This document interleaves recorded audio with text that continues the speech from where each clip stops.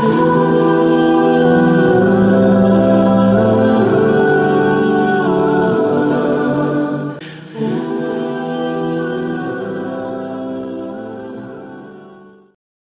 اپنی روشنی میں جتنا زیادہ ہو، چاند اپنے حسن میں جتنا فخر کرے، یہ ستاروں کی جگمگاہٹ میں جتنی انسان اس کے حسن کو دیکھ کر حیران ہو، لیکن اے انسان جو خوبصورتی تمہیں عطا کی ہے، 4 قسمیں کھا کر تمہیں بتاتا ہوں کسی اور کو یہ خوبصورتی عطا کی ہی نہیں۔ اور یاد رکھنا، یہ دنیا تمہارا وطن نہیں ہے، یہ دنیا ایک گزرگاہ ہے، اور اس میں میں نے تمہیں ایک بہت بڑی کامیابی کو حاصل کرنے کے لیے بھیجا ہے، اور کامیابی کے جو اسباب ہیں وہ تم میں سے ہر ایک کو دیے ہیں۔ اس لیے تم اللہ کا کام کرو گے، اس کامیابی کو حاصل کرنے میں لگو گے تو تمہاری حفاظت، تمہارا رزق اور تمہاری ضروریات ساری میں مہیا کروں گا، تمہیں محتاج نہیں کیا۔ تمہاری زندگی موقوف ہے سورج کے نکلنے پر، تم ساری حکومتیں نکل کر سورج کو ایک ستر کے برابر سرکا نہیں سکتے۔ تمہارے لیے ہوائیں پیدا کی، تم سارے انسان اور جنات مل کر ہوا کے ایک جھونکے کو پیدا نہیں کر سکتے۔ تم ساری زندگیاں اور اسباب لگا کر ایک پانی کے قطرے کے موجد نہیں بن سکتے۔ دھوکے میں نہ پڑ جانا، میں نے وعدہ کیا ہے کہ جو اصل سرمایہ مجھے پیش کرے گا، جس کے لیے پیدا کیا اس پر چلے گا تو میں کامیاب کروں گا، یہ میرا وعدہ ہے۔ میں قرآن میں بتا رہا ہوں کہ ان وعد اللہ حق، اللہ سچے ہیں، سچ کو اتارنے والے ہیں، سچے انبیاء بھیجے، سچا دین اتارا، تو میرا وعدہ بھی سچا ہے۔ کہیں دنیا کے نقشوں سے دھوکے میں نہ آ جانا۔ کتنی بڑی بات ہے، کتنا بڑا علم ہے۔ جن چیزوں میں لگ کر ہم دھوکے میں نہ آ جائیں، آج انہی چیزوں کی خاصیتوں کو حاصل کرنے میں لگ کر ہم اپنی زندگی کی استعداد کو ضائع کر رہے ہیں۔ ارے سورج کی روشنی سے ہم کیا کر سکتے ہیں؟ او بھائیو، سورج تو اللہ نے پیدا تمہارے لیے کیا، اس کی روشنی تمہارے لیے ہے، اس کائنات کی ایک ایک چیز کی قیمت تمہارے ذریعے سے ہے۔ بتاؤ، انسان دنیا میں نہ رہے تو سونا کیا بھاؤ بکے گا؟ انسان دنیا میں نہ رہے تو ان ہیرے جواہرات کی کانوں کی کیا قیمت ہوگی؟ اگر یہ انسان اس دنیا میں نہ رہے تو اس زمین کی کیا قیمت ہوگی؟ اس کی قیمت تمہاری وجہ سے ہے۔ جب شہر خالی ہوتے ہیں، لوگ چلے جاتے ہیں، زمینیں چھوڑ دیتے ہیں، کوئی حیثیت نہیں، انسان آ جاتا ہے، زمینوں کی قیمت بنتی ہے۔ اے عظیم انسان، جس کو ساری انسان کائنات کا میں نے مخدوم بنایا اور ساری کائنات کو اس کی خدمت میں لگایا، قرآن میں بتایا، تم اس حقیر سی دنیا میں اپنی کامیابی نہ سمجھ لینا۔ یہ ایک علم ہے، یہ ایک یقین ہے، یہ ایک حقیقت ہے جو اللہ نے نبیوں کے ذریعے اتاری، اسی سے انسان کے علم کی ابتدا ہوتی ہے۔ جانو، یقین کرو کہ سب کچھ اصل ذات کرنے والی، جس کے قبضہ قدرت میں سب کچھ ہے، جس کے پیدا کرنے سے سب کچھ بنا، چیزوں کو شکلیں ملی، چیزوں سے نفع ظاہر ہو رہے ہیں، اصل ذات وہ اکیلی تنہا اللہ کی ذات ہے۔ تم اس حقیر سی دنیا جس کی قیمت اللہ کے نظروں میں کچھ بھی نہیں، اللہ کے رسول نے ایک حدیث میں کیا فرماتے ہیں؟ لو كانت الدنيا تعدل عند الله جناح بعوضة لما سقى منها كافرا شربا۔ سن لو، جس اللہ نے یہ دنیا بنائی ہے وہ اپنے نبی کے ذریعے سچے علم کے ساتھ تمہیں بتا رہا ہے، اگر اس پوری دنیا، اس کے خزانے، ان سب کی قیمت اللہ کے ہاں مچھر کے 2 پروں میں سے ایک پر کے برابر ہوتی تو کسی کافر کو ایک گھونٹ پانی بھی نہ پلاتے۔ پوری دنیا جب سے بنی اور جو خزانوں سے اللہ نے اس کو دیا، سورج جو روشنیاں لے کر آیا، کب سے عالم کو روشن کیا، حرارت بخشی، کتنے جو ہے زندگی کے نظام چلے، کتنی فصلیں اگیں اور اس میں مٹھاس آئی، ان کی قیمت بنی، اس سب کی قیمت تمہارے رب کے نزدیک مچھر کے 2 پر کے برابر، 2 پروں میں سے ایک پر کے برابر بھی نہیں۔ اس دنیا کو اپنا مقصود بنا کر اسی میں لگ جانا۔ اللہ کے رسول صلی اللہ علیہ وسلم تشریف لے جا رہے تھے صحابہ کے ساتھ، تو بستیوں کے پاس کوڑی کہتے ہیں، مٹی کا اور کوڑے کا ڈھیر ہوتا ہے، मुर्गी का बच्चा मरे तो उस पर फेंक देते हैं। जी हाँ, घर का कूड़ा क्रिकेट हो उस पर फेंक देते हैं, फटे पुराने कपड़े हों तो वहाँ कूड़ी पर डाल देते हैं। कोई बच्चा जनाब सुबह को उसको हाजत हो तो वहाँ आके जो है वो हक देता है। तो हुजूर सल्लल्लाहु अलैहि वसल्लम उस कूड़ी के पास से गुजरे, बस्ती के पास थी और एक बकरी का मरा हुआ बच्चा पड़ा हुआ था, बच्चा था। और उस बच्चे की हालत क्या हुई थी कि मरने के बाद वो फूलता है, शक्ल हैबतनाक हो जाती है, ऐसी बदबू के इंसान बर्दाश्त नहीं कर सकता, ऐसी हालत थी। अल्लाह के रसूल ने फ़ौरन उम्मत को और हमें आपको ये इल्म देने के लिए रुके आप और सहाबा से पूछा, तुम में से कौन है जो इस बकरी के बच्चे को मुझसे 1 दिरहम का ख़रीद लेगा। 1 दिरहम चांदी का सिक्का है, गालिबन आज 500 रुपये के बराबर है, तो कौन ख़रीद लेगा। सहाबा किराम ने कानों को हाथ लगाया, या रसूलल्लाह नहीं नहीं, ये बच्चा तो अगर ज़िंदा भी होता है इसके कान कटे हुए हैं, ये अच्छी नस्ल का नहीं है। बकरियों की कीमत और नस्ल को हम जानते हैं, हम बकरियों को पालने वाले हैं, तो जिंदा बच्चे को 1 दिरहम में ख़रीदने के लिए तैयार नहीं है। आप इस मरे हुए बदबूदार इस बच्चे की 1 दिरहम में जो है बेचना चाहते हैं। अल्लाह के रसूल ने फरमाया, इतनी घिन और इससे इतनी जो है तुम्हारी बेजारी, और तुम मुझे कह रहे हो कि नहीं चाहते, तो सुन लो, ये दुनिया तुम्हारे रब के नज़दीक इससे भी ज़्यादा बेकीमत है। तो क्या इस दुनिया में लगने के लिए तुम्हें पैदा किया? जहाँ अल्लाह ने तुम्हें अपनी इबादत का हुक्म दिया वहाँ मुतमईन कर दिया कि देखो इबादत मेरी 24 घंटे की है, एक एक तुम्हारा सांस मेरे हुक्म को मानने पर लगे, ये तुम्हारी जो है कामयाबी है। मैंने इसके लिए पैदा किया। जब तुम अल्लाह की इबादत और बंदा होने से किसी घड़ी भी खाली नहीं उसकी इबादत करोगे तो सवाल उठता है, ए अल्लाह रोज़ी का क्या होगा। फरमाया, इसलिए नहीं भेजा कि तुम अपनी रोज़ी खुद कमाओ। जैसे आज मुसलमान कहता है कि जी रोज़ी तो मेरे ज़िम्मे है ना, अल्लाह फरमाते हैं मैंने तुम्हें रोज़ी कमाने के लिए नहीं भेजा, और ना तुम्हारा रब ऐसा है हुकूमतों की तरह कि तुमसे कहे कि मेरे ख़जाने में भी कुछ भर दो। रिज़्क़ देने वाली ज़ात अल्लाह की है। ये बताओ, तुम्हें एक नापाक व बदबूदार बूंद से माँ के पेट में बनाया किसने? ये अरबों की आंखें दी किसने? ये ज़ुबान बोलने वाली दी किसने? ये कान किसने दिए? ये दिमाग किसने बनाया? एक एक अरबों रुपए की सलाहियत किसने दी? और फिर ये सब इंसान की ये मशीनरी काम करने लग जाए, ये रूह जो अल्लाह का अमर है ये किसने डाला है? बच्चा पूरा है, बिल्कुल ठीक ठाक है, लेकिन रूह नहीं आई। बच्चा माँ के पेट में है तो वो माँ की हलाकत का जरिया बनेगा। दुनिया में आ गया कोई उसको रखने के काबिल, पूरा बच्चा है, लेकिन अल्लाह का अमर उसमें नहीं है तो इसकी कोई हैसियत नहीं। खुशियों के बजाय रोना पीटना, तो देखो अल्लाह का अमर है जो सब कुछ करने वाला है। तो मैं तुमसे रोज़ी कमाना नहीं चाहता और ना तुम अल्लाह को पेश करो इसको चाहता हूँ, बल्कि रिज़्क़ देने वाली ज़ात अल्लाह की है। और ए इंसान, तुम कामयाबी चाहते हो, मैंने भी कामयाबी देने के लिए पैदा किया। हुवल्लज़ी सख्खर लकुम मा फिस समावाति व मा फिल अर्दि जमीआ। इसलिए फरमाया, ए लोगों, अल्लाह के वादे सच्चे हैं, तुम्हें दुनिया की ज़िंदगी धोखे में न डाल दे। ये सारी कायनात को तुम्हारी खिदमत में लगाया, आसमान तुम्हारी खिदमत में, ज़मीन तुम्हारी खिदमत में, हवाएं तुम्हारे लिए, फरिश्ते तुम्हारी खिदमत में। ये कितना बड़ा कलमा अल्लाह कह रहे हैं। आसमान और ज़मीन और आसमानों में और ज़मीनों में आज तक ये इंसानों की जमात ज़मीन को कुरेद रही है, उसको छेद रही है, उसके खजाने निकाल रही है, अभी छिलके से आगे पार नहीं हुए। तो कितने खजाने निकल रहे हैं। फरमाया अल्लाह ने पहले से ये कुछ, और आसमानों की छतों में क्या है, और जब ज़मीन और आसमान के बीच में ये सूरज, ये सितारे, इतनी कहकशाएँ और इतने सैयारे फिर रहे हैं, कितनी कायनात, और ये हवाएं और ये बादल, और फिर कितनी कायनात जो हमें नज़र नहीं आ रही। जब ये है तो आसमानों के बीच में अल्लाह के कितने लश्कर होंगे। फरमाया सब को तुम्हारी खिदमत में लगाया हुआ ताकि तुम अल्लाह की इबादत में लग जाओ।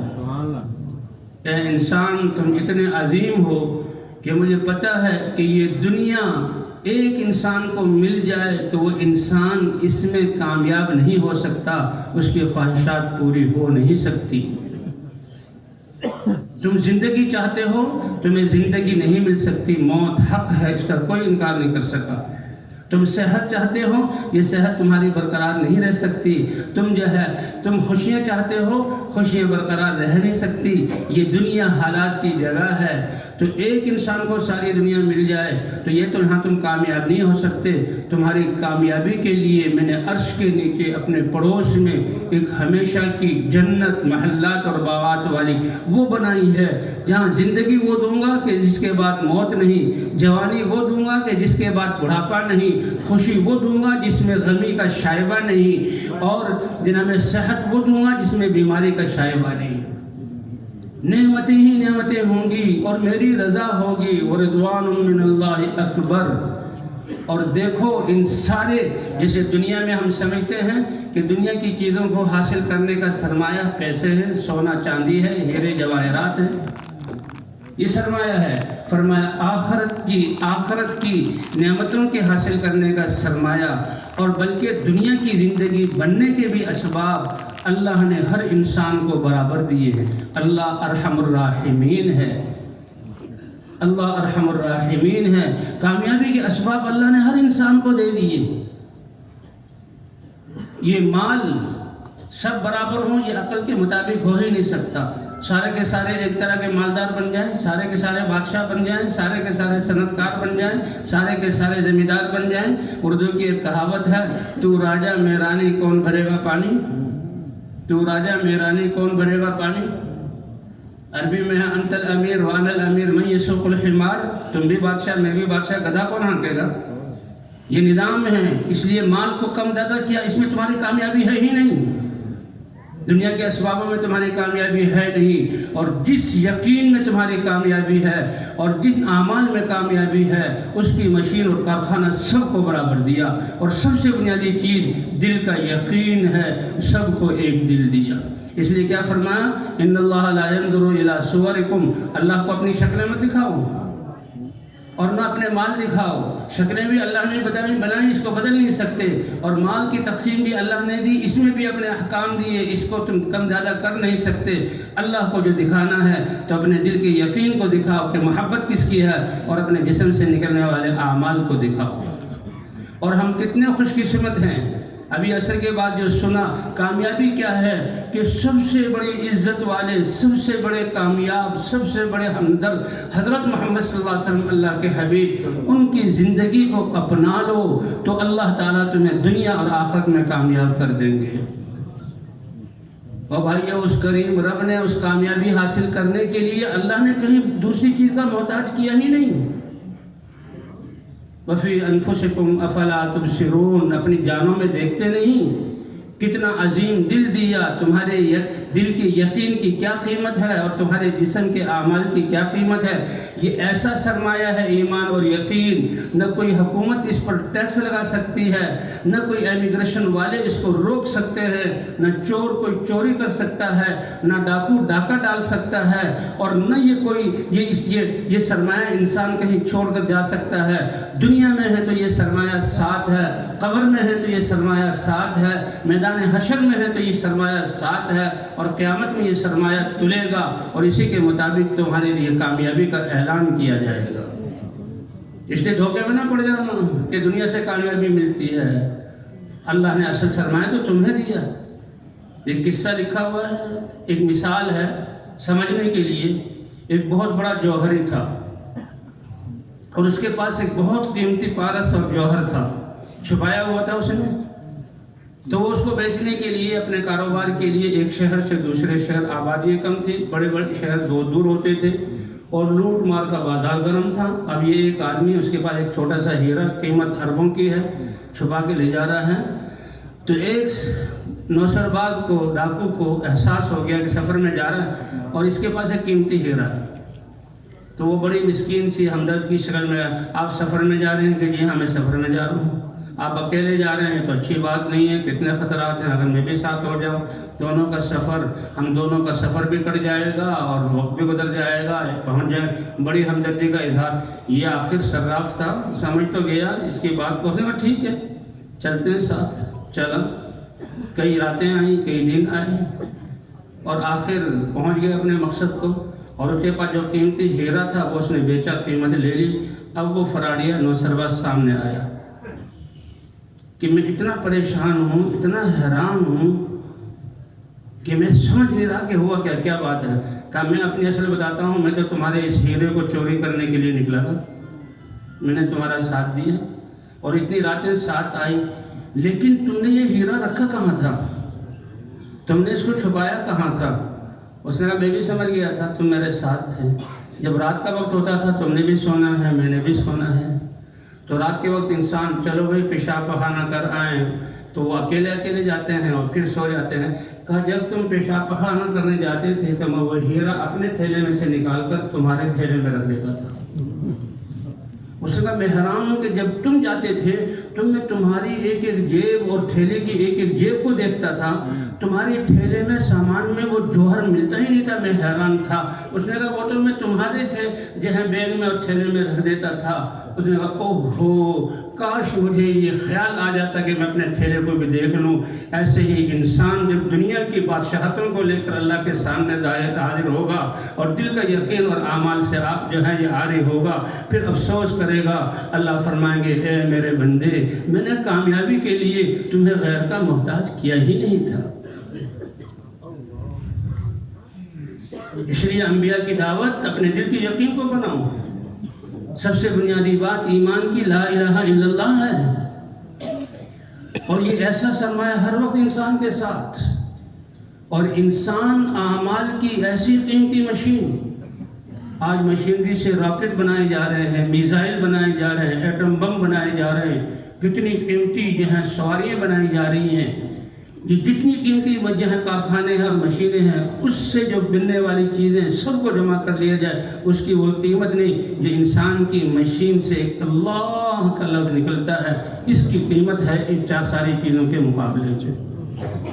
انبیاء یہی سمجھاتے تھے، اللہ نے یہی سمجھایا، اے انسان اللہ کریم ہے، اس نے کامیابی کے لیے تمہارے دل دیا ہے۔ اب جیسے قیمتی ہیرے کو جو سب سے زیادہ قیمتی ہو رہا ہوتا ہے، سردار اور لوگ سمجھدار لوگ جانتے ہیں اس کو ریشمی کپڑے میں، اور ریشمی کپڑے کے بعد سونے کی ڈبیا میں، اور سونے کی ڈبیا کے بعد ایک اسٹیل کی جو ہے یا چاندی کی جو ہے وہ چھوٹی سی جو ہے وہ ڈبی جو ہے چھوٹے سے جو ہے ڈبے میں، اور پھر اس کو اندر سیف میں رکھا جاتا ہے اور ضرورت کے وقت نکالا جاتا ہے۔ اسی لیے اسی طرح اللہ نے فرمایا یقین کے لیے میں نے تمہارے دل کی گہرائی دی تھی کہ اس دل میں اللہ کا یقین بٹھا لو۔ یہ تمہارا جسم ہے، یہ کھال ہے، کھال کے نیچے تمہاری پسلیوں کی ہڈیاں ہیں، اور پھر پٹھے ہیں، اور اندر دل ہے، اور دل کے یقین کسی کو دکھانے کی ضرورت نہیں۔ کاش تم دل کے یقین کو ٹھیک کر لیتے۔ اس لیے سارے نبیوں نے آ کر سب سے پہلے دل کا یقین ٹھیک ہو گیا، جسم کے اعمال ٹھیک ہو گئے، اور انسان کے جسم سے ایک ایک سبحان اللہ، الحمدللہ، ایک پاکیزہ نظر سے ماں کو دیکھ لینا، باپ کو دیکھ لینا، ایک زبان سے کسی کو راہ بتلا دینا، اور یہ ایک قدم اللہ کے راستے میں اٹھا لینا، ایک ہاتھ سے کسی کو کوئی چیز دے دینا، ایک ایک عمل جو قیامت میں تولا جائے گا، ساتواں زمین آسمان ایک طرف اور اس کی زبان کا ایک کلمہ ایک طرف، تو زبان کا کلمہ بھاری ہو جائے گا۔ اس لیے حضور صلی اللہ علیہ وسلم نے فرمایا دیکھو نقصان سے بچو، سب سے زیادہ اگر تم نقصان اپنا کر رہے ہو اپنے وقت کو غفلت میں گزار کر، گناہ میں گزارنا تو یہ تو اپنے آپ کو کنویں میں ڈالنا، آگ میں ڈالنا ہے، صرف غفلت میں اپنے ایک سانس کو گزارنا یہ تمہارا سب سے بڑا نقصان ہے۔ اور اس کی دلیل یہ ہے وَأَنفِقُوا مِمَّا رَزَقْنَاكُم مِّن قَبْلِ أَن يَأْتِيَ أَحَدَكُمُ الْمَوْتُ فَيَقُولَ رَبِّ لَوْلَا أَخَّرْتَنِي إِلَىٰ أَجَلٍ قَرِيبٍ فَأَصَّدَّقَ وَأَكُن مِّنَ الصَّالِحِينَ وَلَن يُؤَخِّرَ اللَّهُ نَفْسًا إِذَا جَاءَ أَجَلُهَا وَاللَّهُ خَبِيرٌ بِمَا تَعْمَلُونَ۔ پتہ ہے تمہارے ایک سانس کے بعد دوسرا سانس، تیسرا سانس، ہر سانس اگلے سانس سے مربوط ہے۔ اس سانس کو برقرار رکھنے کے لیے تمہارے جسم کے کتنے نظام اور کائنات کے کتنے نظام اللہ نے تمہارے لیے لگائے ہوئے ہیں۔ کیا ہوا جی؟ دل کی حرکت بند ہو گئی تھی، مر گیا۔ کیا ہوا جی؟ گردے صاف ہو رہے تھے اور گردے خراب ہو گئے، مر گیا۔ پٹا پھول گیا، مر گیا۔ اور جہاں وہ کرونا اور جہاں وہ پھیپڑے خراب ہو گئے تو مر گیا، دماغ کی رگ پھٹ گئی تو مر گیا، اس کو فلاں چیز ہو گئی تو مر گیا۔ اللہ اکبر، اللہ تعالیٰ کی ذات بغیر ہمارے مانگے کتنے دنیا کے نظام کو چلا رہی ہے، اور کتنے اس کائنات، زمین کے زلزلے آ جائیں، لاکھوں کروڑوں انسان مریں گے، ہوائیں بے قابو ہو جائیں، قومیں کی قومیں تباہ ہو جائیں گی، یہ سمندر بکھر جائیں، اللہ نے دکھایا، بستیوں کی بستیاں مٹ جائیں گی، آسمان جو ہے وہ سرکش ہو جائے، پانی گرے تو قوموں کی قومیں ڈوب جائیں گی، اور آسمان کا ٹکڑا گر جائے تو زمینیں تباہ ہو جائیں گی، اللہ صرف ہوا کو روک لیں۔ کیا ہوا جی؟ کمرہ بند، باہر سے آکسیجن جا نہیں سکی، اندر گیس بھر گیا اور دم گھٹ کے مر گیا، روزانہ خبروں میں آ رہا ہے، اور اللہ اس آکسیجن کو تمہیں پہنچاتے ہیں۔ کتنے نظام ہیں تمہاری زندگی کے چلنے کے لیے جو اللہ نے تمہارے لیے مسخر کیے ہوئے۔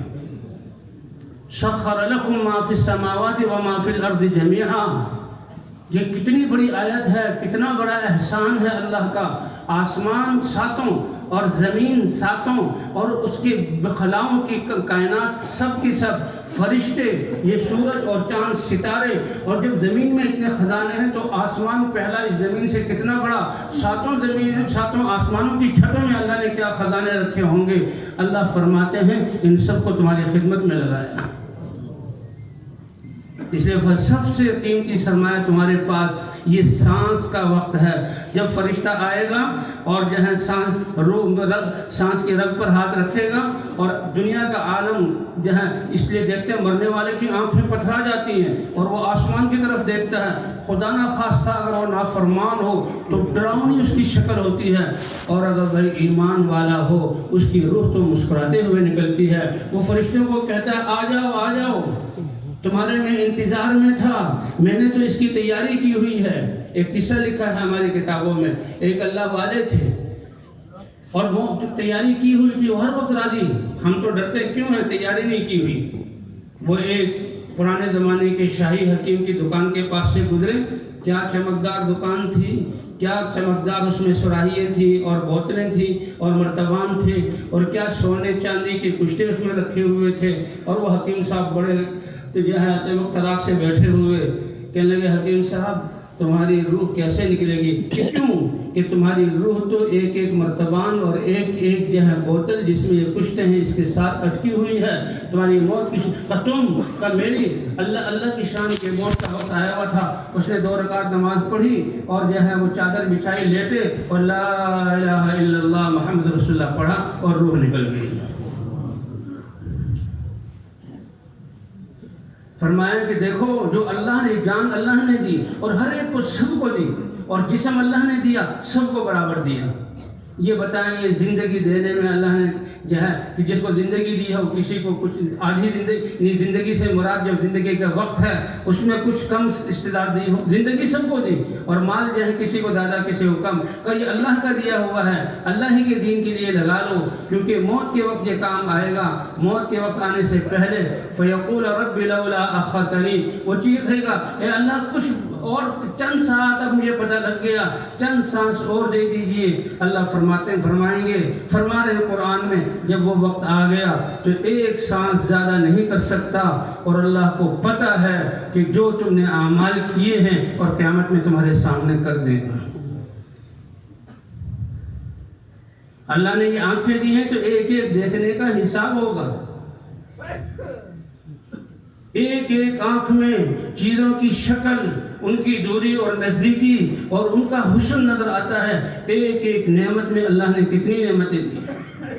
اللہ کا شکر ہے اس تبلیغ کی وجہ سے اللہ نے پوری دنیا کو جوڑا، اور اللہ اس تبلیغ کی وجہ سے یعنی کیا کیا نعمتیں، کتنی دنیا کے لوگ آتے ہیں، ان کی بولیاں، ان کی شکلیں، ان کی معاشرت، ہمیں رائے میں ہوتے، پاکستان میں ہوتے ہوئے اللہ اس دین کی برکت سے ہمیں ان کو ہمارے پاس لاتا ہے، اور کیسے کیوں آ رہے ہیں، اس دین اس محنت کی وجہ سے آ رہے ہیں۔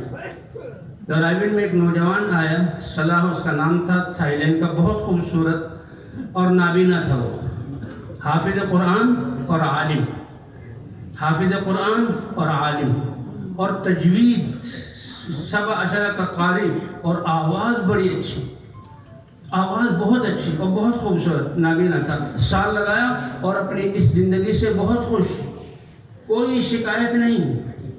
تو ہم ملتے تھے اس سے تو ایک دفعہ سے پوچھا سلام تمہاری زندگی کی کوئی تمنا ہے؟ کہ نہیں اللہ نے سب کچھ دیا, اللہ نے دین دیا, حافظ قرآن, اس پر شکر ادا کرتا تھا. اس نے کہا بتاؤ یار کہ جو تمہاری زندگی کو تمنا ہو. کہ اگر یہ تمنا ہے مجھے, اگر یہ تمنا ہے تو یہ کاش اللہ ایک گھڑی کے لیے مجھے آنکھوں کی روشنی دے دے, میں اپنی اس ماں کے چہرے کو دیکھ لوں جس نے مجھے پالا ہے. آپ یہ بیٹھے ہوئے کب سے دیکھ رہے ہیں اور کیا کچھ دیکھ رہے ہیں؟ آپ یہ کہتے اللہ فرماتے ہیں میری نعمتوں کو دیکھو. جب ڈاکٹر آئے کہ وہ آدمی آیا روتے ہوئے کہ ڈاکٹر صاحب یہ چیزیں نظر آتی ہیں, مٹیالی رنگ ختم ہو گیا. ایک آدمی ہے ڈاکٹر صاحب میری پلکوں پر فالج گر گیا. ہمارے حاجی خدا بخش صاحب تھے, انہوں نے بتایا کہ لاہور انار کلیم میں ایک دکان پر تھا. تبلیغ والے تو بیچارے وہ ہر ایک کو چھیڑتے ہیں تاکہ دین کی بات شروع ہو پر اللہ کا راستہ دکھا سکیں. میں ان سے بات کر رہا تھا, اتنے میں ایک بڑے میاں ایک بچے کو لے کر آئے. بچہ ان کا ہاتھ پکڑ کے روڈ کراس کرایا, دکان میں بیٹھے. میں نے ان سے بات کی, میں نے کہا بڑے میاں آپ یہ جو نظر نہیں آ رہا بچپن ہی سے اندھے ہیں یا ابھی اندھے ہوئے ہیں؟ تو انہوں نے کہا بھائی مجھے نظر آتا ہے, میری آنکھیں ٹھیک ہیں. تو پھر آپ اس کے ساتھ کیوں آئے؟ اس نے دونوں جو انگوٹھوں سے پلکیں اٹھائیں اور کہا اب آپ کا چہرہ نظر آ رہا ہے, آپ کی داڑھی نظر آ رہی ہے, آپ کی شکل, سب کچھ نظر آ رہا ہے. اللہ نے فالج اس جہاں پلکوں پر فالج گرا دیا ہے, میں اپنے ارادے سے اٹھا نہیں سکتا. اللہ کہتے ہیں اس کو پوچھوں گا. جب بچے کی آنکھیں چلی جاتی ہیں نا, سارے ڈاکٹر ساری دنیا لگا دو, ایک جہاں لمحے کے لیے تمہیں دے. اس لیے اللہ فرماتے ہیں ان السمع والبصر والفؤاد کل اولئک کان عنہ مسئولا. یہ آنکھیں, یہ کان, یہ عقل اور یہ ہے تمہاری یہ دل, اس کی یہ تم اسکیمیں بناتے ہو, قیامت میں پوچھوں گا. ایک ایک دیکھنے سے کتنی نعمتیں, شکلیں نظر آ رہی, خوبصورتی سے دل خوش ہو رہا. ماں کو دیکھ کر, اس کی شفقت بھری نظروں کو دیکھ کر آدمی سارے غم بھول جاتا ہے. مناظر کو دیکھ کر ساری غم دور ہو جاتے ہیں. واہ کیا تم اس وقت میں آ گئے, میں تو بہت پریشان تھا, تمہارے آنے سے میرے دل کے سارے غم دور ہو گئے. ایک ایک نعمت میں ہزاروں نعمتیں اللہ نے رکھی ہیں اور اللہ اس کے بارے میں پوچھیں گے. اس لیے اعمال کا تعلق ہمارے سارے جسم کے اعضاء کے ساتھ ہے. اس لیے بھائی یہی بات تبلیغ کے ذریعے سمجھائی جا رہی ہے, دھوکے سے نکلیں, غفلت سے نکلیں. اس ایک ایک سانس کی کیا قیمت ہے جو میں نے بتایا. اللہ فرمائیں گے 70 سال 80 سال 100 سال بغیر مانگے زندگی دی, آج تم ایک سانس مانگ رہے ہو. دنیا اور دنیا جیسی کئی دنیا مجھے فدیے میں دے دو تو ایک سانس کی ذاتی نہیں کروں گا. بھائی ہم کتنا, جیسے اثر کے بعد بیان ہو رہا تھا کہ ہم کی ریڑھی پر بیٹھے ہوئے, رکشہ چلاتے ہوئے, ہم جو ہے کام کرتے ہوئے اس زبان سے کتنے اللہ کے تعریف کے کلمات کو کہہ سکتے ہیں, اس دماغ سے کتنی اللہ کی بڑائی کو سوچ سکتے ہیں, ان ہاتھوں سے کتنوں کو کتنا نفع پہنچا سکتے ہیں. اس دل اللہ کو راضی کرنے کے لیے آج ہم سب کا جمع ہونے کا مقصد, اے اللہ ہم غفلت میں پڑے رہے, ہمیں پتہ نہیں تھا, آپ راضی ہو جائیں. اللہ فرماتے ہیں مجھے راضی کرنا تو سب سے آسان ہے. اللہ کی رضا سے قیمتی کوئی چیز نہیں ہے. اس لیے بھائی اللہ نے انسان کو مشین بنایا اعمال کی, اور جو سرمایہ ہے وہ انسان کے ساتھ رہتا ہے. آپ گھر میں سو رہے ہیں, آپ کے اعمال آپ کے ساتھ ہیں. آپ کے تقوی پر اللہ تعالیٰ دشمنوں سے بچائیں گے. آپ جنگلوں میں ہیں, آپ کے تقوی پر اللہ تعالیٰ درندوں سے بچائیں گے. آپ فضاؤں میں ہیں اور جو ہے ہوا کے ٹھپیڑے جہاز کو تنکے کی طرح دائیں بائیں کر رہے ہیں, آپ کے اللہ کے خوف پر اللہ آپ کو وہاں بچائیں گے. آپ سمندروں میں ہیں, اس کی جو ہے اس کی جو سمندروں کی موجیں پہاڑوں کی طرح, اور آپ کا بحری جہاز جس میں ہزاروں بسیں اور اربوں ٹن سامان ہے وہ تنکے کی طرح لوٹ رہا ہے, اللہ آپ کے اس دین کے سرمایے سے وہاں بچائیں گے. اللہ نے نبیوں کے سامنے کے ساتھ قدرت ظاہر کر کے بتلایا. اللہ نے حضرت محمد صلی اللہ علیہ وسلم اور صحابہ کے ساتھ اپنی قدرت کو ظاہر کر کے بتلایا. آج یہی بتایا جا رہا ہے کہ اپنے اس سرمایے کو کام میں لے آؤ اور اپنے آپ کو کامیاب بنا لو. دل کے یقین کو ٹھیک کرو اور جسم کے اعمال کو ٹھیک کرو.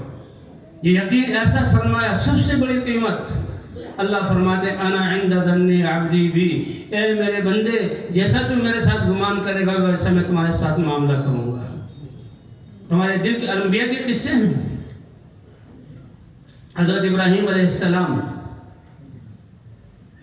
حکم ہوا کہ اپنی اس جوان بیوی حاجر کو اور اس عظیم بچے اسماعیل کو جس کی پشت میں نور ہے آخری نبی کا وہ بیٹا پیدا ہوگا، حضرت محمد صلی اللہ علیہ وسلم آئیں گے، اس دودھ پیتے بچے اور بیوی کو میرے حکم پر شام کے جہاں باغات اور ٹھنڈے سایوں پھلوں والے علاقوں سے لے کر آبادی والے ایک بیابان اور زندگی کے کوئی آثار میرے حکم پر لے کر چلو، چھوڑ کر آؤ۔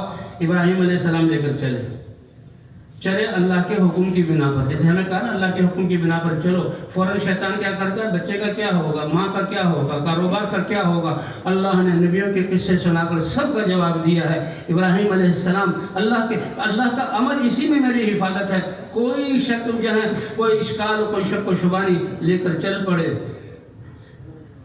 یہ شام جہاں ابراہیم علیہ السلام تھے، فلسطین، یہ بلاد مبارکہ ہیں اور آج بھی وہاں کی آبادی اور فضاؤں میں برکتیں ہیں۔ تو بہرحال ابراہیم علیہ السلام لے کر چلے، شام کی لہلاتے باغ اور باغات اور چشمے اور سائے اور ٹھنڈک یہ ختم ہوئی، اور اردن کے دشت اور صحرا آئے، پھر عرب کے پہاڑ آئے اور ان پہاڑوں کی جہاں سنگلاخی آئی اور سورج کی تپش آئی، اور پھر سب سے زیادہ گرم علاقہ پہاڑوں کی ایسے ایک وادی ہے، ایک ٹیلہ ہے، کہا اے ابراہیم میرے حکم پر اس کو روک دو۔ اب کیا ہے، صرف اللہ کا حکم، کس بنا پر چھوڑو، اللہ کے حکم۔ بھئی یہ واقعہ ہمیں سنایا گیا کہ اللہ کا معاملہ ہمارے ساتھ بھی بالکل وہی ہے، اللہ کی قدرت آج بھی وہی ہے جو ابراہیم علیہ السلام کے زمانے میں تھی۔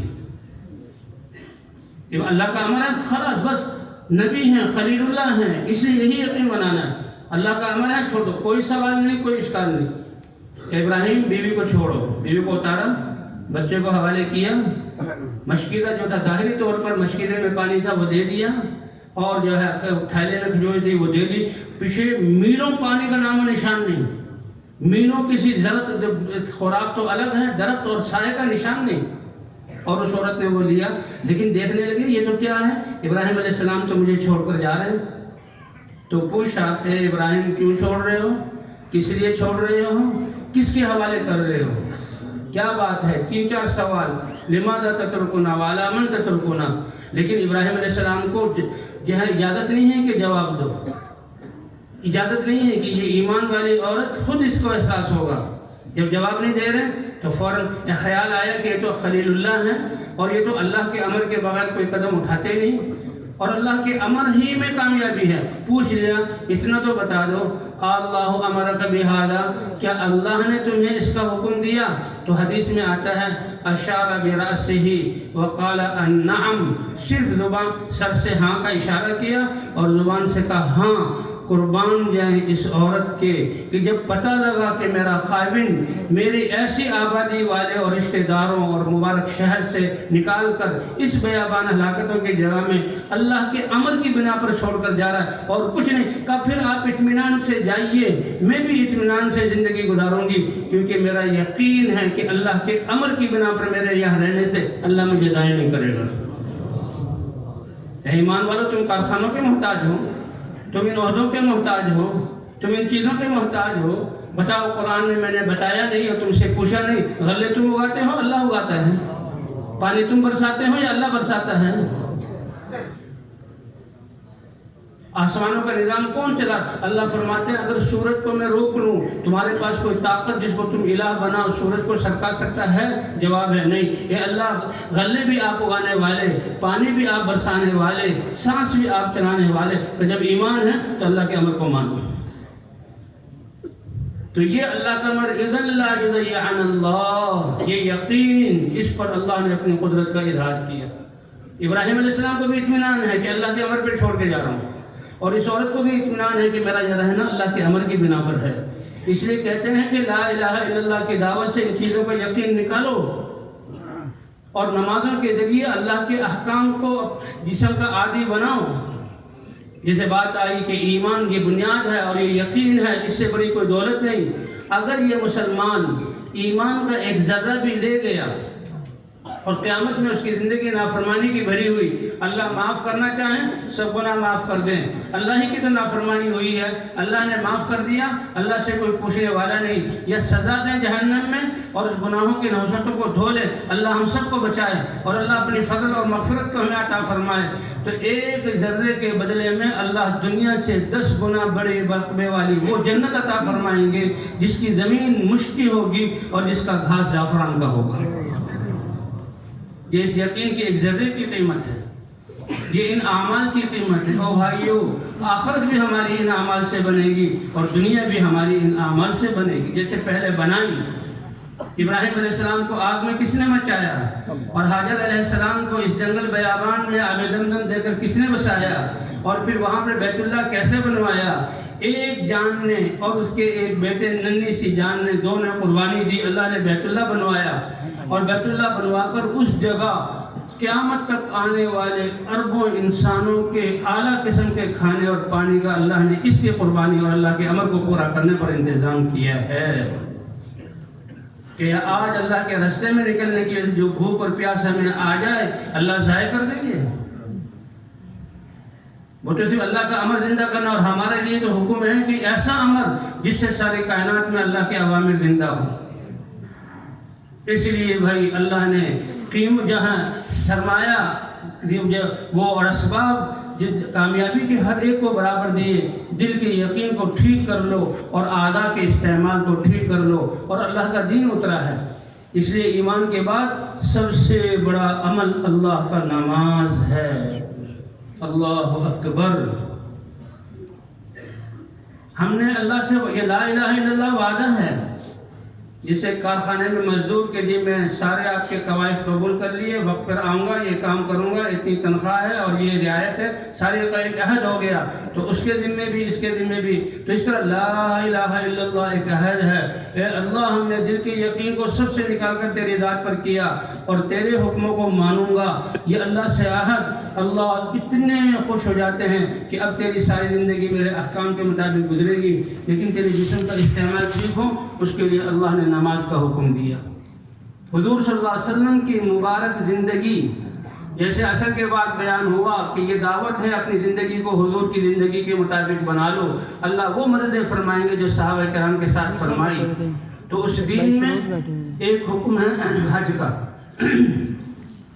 تو وہ حج تو مالداروں پر فرض ہے، اور زندگی میں ایک مرتبہ ہے، جو مالدار ہیں شرائط پورے ہیں، زندگی میں ایک مرتبہ، جان بھی لگے گی مال بھی لگے گا، جانے کی مشقت جان پہ بیت رہی ہے، پیسے خرچ ہو رہے ہیں، مال خرچ ہو رہا ہے، طواف کرنا، سعی کرنا، یہ کوئی جانا آنا پہلے تو مہینوں ہوتا تھا، آج کل 10 دن میں بھی ہو جاتا ہے، لیکن یہ مالداروں پر ہے۔ زکوٰۃ کا حکم ہے اللہ تعالیٰ کا مال کے بارے میں، اور یہ سنیں اللہ نے جو زکوٰۃ کا نظام بنایا، اللہ کو پتہ ہے کہ ان ایمان والوں میں کتنوں کو کتنا مال دینا ہے، کتنوں پر زکوٰۃ ہے، اور ان کی زکوٰۃ کی وصولی کے لیے کتنوں کو محتاج بنانا، یہ اللہ کا نظام ہے۔ اگر آج امت مسلمہ اللہ کے فرض کی ہوئی زکوٰۃ کو ہی ادا کرے تو ان کے ملکوں میں کوئی بچہ بھوکا نہ سوئے دنیا میں، کیونکہ اللہ کا نظام ہے۔ مالداروں کے مال میں بھی برکت ہوگی، ان کی جان بھی بچے گی، اور کسی انسان کو بھوک اور کوئی بے گھر نہیں رہے گا، کوئی پیاسا نہیں رہے گا، کوئی بے لباس نہیں رہے گا۔ یہ اللہ کا نظام ہے زکوٰۃ کے بارے میں، یہ اللہ کا نظام ہے۔ آج کہتے ہیں کمپیوٹرائز نظام بنا لیا ہے، فیڈ کر دو، اور یہ جو ہے جہاز بھی اور ٹرینیں بھی اس کے مطابق چل رہی ہے۔ اس میں جو دھوکہ لگ سکتا ہے، تباہی آ سکتی ہے، لیکن اللہ نے جو نظام بنایا اس میں ذرہ برابر بھی نقصان اور فائدہ نہیں ہے۔ یہ اللہ کا نظام ہے، اسی لیے دعوت اللہ کے نظام کی طرف آؤ۔ تو زکوٰۃ مالداروں پر فرض ہے، اس سے مال پاکیزہ ہوگا اور غریبوں کے دلوں میں محبت ہوگی، وہ اپنی جان اوپر سے ڈال کریں گے، اللہ محبت بٹھائیں گے۔ محبت ڈالنے والی ذات کون سی ہے؟ اللہ کی ہے۔ تو یہ بھی مالداروں پر، اور سال میں ایک مرتبہ، اور روزے اس سے آگے روزے ہیں، یہ 11 مہینے جو ہے 1 مہینے کے روزے ہیں، اور وہ بھی دن میں کھانے پینے کو آگے پیچھے کرنا۔ تو باقی چیزوں میں کیا، نماز ایک ایسا اللہ نے فریضہ اور اللہ کا اتنا پیارا فریضہ ہے کہ نماز کو 5 نمازیں فرض ہیں، اور اللہ باوضو اور پاک کر کے اپنے گھر مؤذنین کے ذریعے بلواتے ہیں، اور 5 دفعہ اپنے مومن بندے سے اللہ کی ملاقات ہوتی ہے۔ اس لیے فرمایا دیکھو یہ نمازیں جیسے کہہ رہے تھے 100% نمازی بن جائیں، ایمان کے بعد 100% نمازی بن جائیں، ہماری محنت یہ کیا چیز ہے؟ اللہ کے رسول نے فرمایا، اللہ فرما رہے ہیں بیوتی فی الارض المساجد، اللہ سے ملاقات کرنی ہے، کوئی لائن میں لگنے کی ضرورت نہیں، کوئی بھیڑ بھڑ کے دھکا دینے کی ضرورت نہیں، کسی کی سفارش کی ضرورت نہیں، یہ مسجدیں یہ میرے گھر ہیں، اور بیوتی فی الارض المساجد عمارها زوارها، مسجدوں میں آنے والے میرے ملاقاتی ہیں۔ کیا مبارکبادی اور خوشخبری ہے اس انسان کے لیے، اس کے لیے زرق برق لباس پہننے کی ضرورت نہیں، وضو سے اپنے گناہوں کو پاک کر کے آ جاؤ، پاکیزہ سادہ سے کپڑے پہن لو اور اللہ کے گھر میں کھڑے ہو جاؤ۔ اللہ فرماتے ہیں یہ میری ملاقات۔ اور ایک حدیث میں اللہ فرماتے ہیں کہ جب مسلمان مسجد میں صف میں کھڑا ہوتا ہے اور نماز کے لیے اللہ اکبر کہتا ہے، لیکن اللہ اکبر کہتے ہوئے ہاتھ کو اوپر کرتے ہیں کہ اللہ ساری دنیا کو پیچھے ڈال دیا، اور یہ نماز ایسا 10 منٹ کا فریضہ کہ پورے جسم کو اللہ کے حکم کے مطابق اللہ ایسے قدردان ہیں کہ اللہ سارے پردے ہٹا کر بندے کی طرف متوجہ ہوتے ہیں۔ مسلم شریف کی حدیث میں ہے کہ بندہ جب سبحان اللہ کے بعد کہتا ہے الحمدللہ رب العالمین، اللہ کائنات کو کہتے ہیں اے کائنات دیکھو میرے بندے نے میری حمد بیان کی، اللہ اکبر حمدنی عبدی۔ اور یہ بندہ کہتا ہے الرحمن الرحیم، مرد ہو یا عورت ہو، اللہ فرماتے ہیں اثنا علی عبدی، ایسے قدردان۔ کیا اس کو ہماری تعریف کی ضرورت ہے؟ کیا وہ بادشاہ ہے کہ شاعروں کی جھوٹی تعریف کو سن کر خوش ہو جائے اور لوگوں کے دل میں میری عظمت آ گئی؟ وہ تو کوئی تعریف نہ بھی کرے تو وہی تعریف والا، لیکن اللہ قدردان ہے اثنا علی عبدی۔ اور جب کہتا ہے مالک یوم الدین، اللہ فرماتے ہیں مجدنی عبدی، یہ بات ہو رہی ہے اللہ سے۔ اور جب بندہ کہتا ہے ایاک نعبد و ایاک نستعین، ایمان والا ہوں، تیرے مؤذنین کی ندا پر، تیرے حکم پر تیرا فریضہ ادا کرنے کے لیے آیا ہوں، اور اتنا شرف ملاقات اور اتنا قرب کہ آپ میری ہر بات کا جواب دے رہے ہیں، تو اے رب سنیے میں اپنے آپ کو پیش کرتا ہوں، اگر جھکوں گا اور مانوں گا کسی حال اور کسی موقع پر تو تیری ہی مانوں گا، اور اگر پریشانی میں مجھے مدد ہوگی تجھی سے مدد مانگوں گا۔ اللہ اتنے خوش ہوتے ہیں، کائنات سنو میرے بندے نے مجھ سے کیا معاملہ کر لیا، اب یہ بندہ اپنی زبان سے جو مانگے گا وہ میں اس کو عطا کروں گا۔ یہ نماز پہ معمولی چیز ہے، حالانکہ کیا ضرورت ہے یہ اللہ کی، ہم تو 5 نمازیں پڑھ کے پھر بھاگتے ہیں۔ کَأَتَّتِ السَّمَاءُ أَتَّا، اللہ کے رسول فرما رہے ہیں جو آسمانوں میں گئے، آسمانوں کو دیکھا، جنت کے مقامات دیکھے، جہنم کے عذابات دیکھے، یہ سود لینے والے، یہ غیبت کرنے والے اور یہ جھوٹ بولنے والے، اللہ کی پناہ ان کے لیے کیسے آگوں کے کنویں۔ ایک تھوڑی سی آگ انسان کی چراغ کو گل کر دیتی ہے، زندگی کے چراغ کو، اور اتنے کہ پتھر رکھ کے ڈالے جائیں وہ پگھل کے پانی بن جائیں، راکھ بن جائیں، ایسی آگ اللہ کے رسول نے دیکھی اور جنت کے مقامات دیکھے۔ تو وہاں پر یہ نماز ملی تھی۔ بہرحال ایاک نعبد و ایاک نستعین، اے اللہ تیری ہی عبادت کرتے ہیں، تجھی سے مدد مانگیں گے۔ اللہ خوش ہوتے ہیں کہ دیکھو بندے نے میرے ساتھ کیسا معاملہ کیا، ھذا بینی و بین عبدی، یہ میرے اور میرے بندے کے درمیان ہے، اور اس بندے کی زبان سے جو دعا نکلے گی میں قبول کروں گا۔ اور بھائی ہم تو اے اللہ کپڑے، عید کے کپڑے دے دے بچوں کے، اے اللہ امتحان میں پاس کر دے، اے اللہ میری سفارش ہو جائے، نوکری مل جائے، یہ تو اللہ نے پہلے سے لکھ دیا ہوا ہے، لیکن آخرت کے کامیابی کو اللہ نے تمہاری ہدایت پر لہذا ہدایت مانگو، تو ہدایت ہماری سب سے بڑی، سب سے پہلی ضرورت ہے۔ ایک قطرے کو بھی پانی کہتے ہیں، ایک گلاس کو بھی پانی کہتے ہیں، ایک لوٹے کے پانی کو بھی پانی کہتے ہیں، تالاب کا پانی بھی پانی ہے اور نہر کا پانی بھی پانی ہے۔ ہر ایک سمجھتا ہے سب میں کیا فرق ہے، ایک تھوڑی سی ہدایت اور ایک ایسی ہدایت جس سے دنیا آخرت کے کام بنے۔ تو اس لیے اللہ ہی نے 5 نمازیں فرض کر کے اتنے قرب حاصل کر کے اللہ سے مانگنا کیا ہے، اللہ فرماتے ہیں ہدایت مانگو، کیونکہ جس کو ہدایت مل گئی وہ کامیاب ہو گیا۔ دل میں ایمان آ گیا، جسم کے استعمال ٹھیک ہو گیا، اہدنا الصراط المستقیم اللہ نے 5 دفعہ، یہ کتنی رکعتیں ہیں، ہر رکعت میں جو ہے اہدنا الصراط المستقیم ہدایت کی دعا مانگنا کہ مانگو وہ راستہ جو اللہ تک پہنچا دے، اللہ کی رضا کو حاصل کرا دے۔ یہ کن لوگوں کا راستہ جن پر اللہ کا انعام ہوا، نبیین، صدیقین، شہداء، صالحین۔ علماء فرماتے ہیں کہ یہ سارا قرآن اللہ کو پتہ ہے، میں فرض نماز ان پر فرض کا فریضہ عائد کروں گا، نماز پڑھیں گے، یہ مانگیں گے، مجھ سے ہدایت مانگیں گے، تو سارا قرآن ان کی اس دعا کا نتیجہ ہے کہ الف لام میم ذالک الکتاب لا ریب فیہ ھدی للمتقین، کہ تم ہدایت مانگتے ہو، دیکھو میں نے اپنا پورا قرآن نازل کر دیا، اس کے محفوظ رکھوں گا اور کوئی اس کو بدل نہیں سکتا۔ اور کیا اس کے فضائل، خیرکم من تعلم القرآن وعلمہ، تم میں سب سے بہترین اللہ کے ہاں پسندیدہ اور اللہ کی نظر انبیاء کے ہاں پسندیدہ وہ ہے جو قرآن کو سیکھے اور سکھائے۔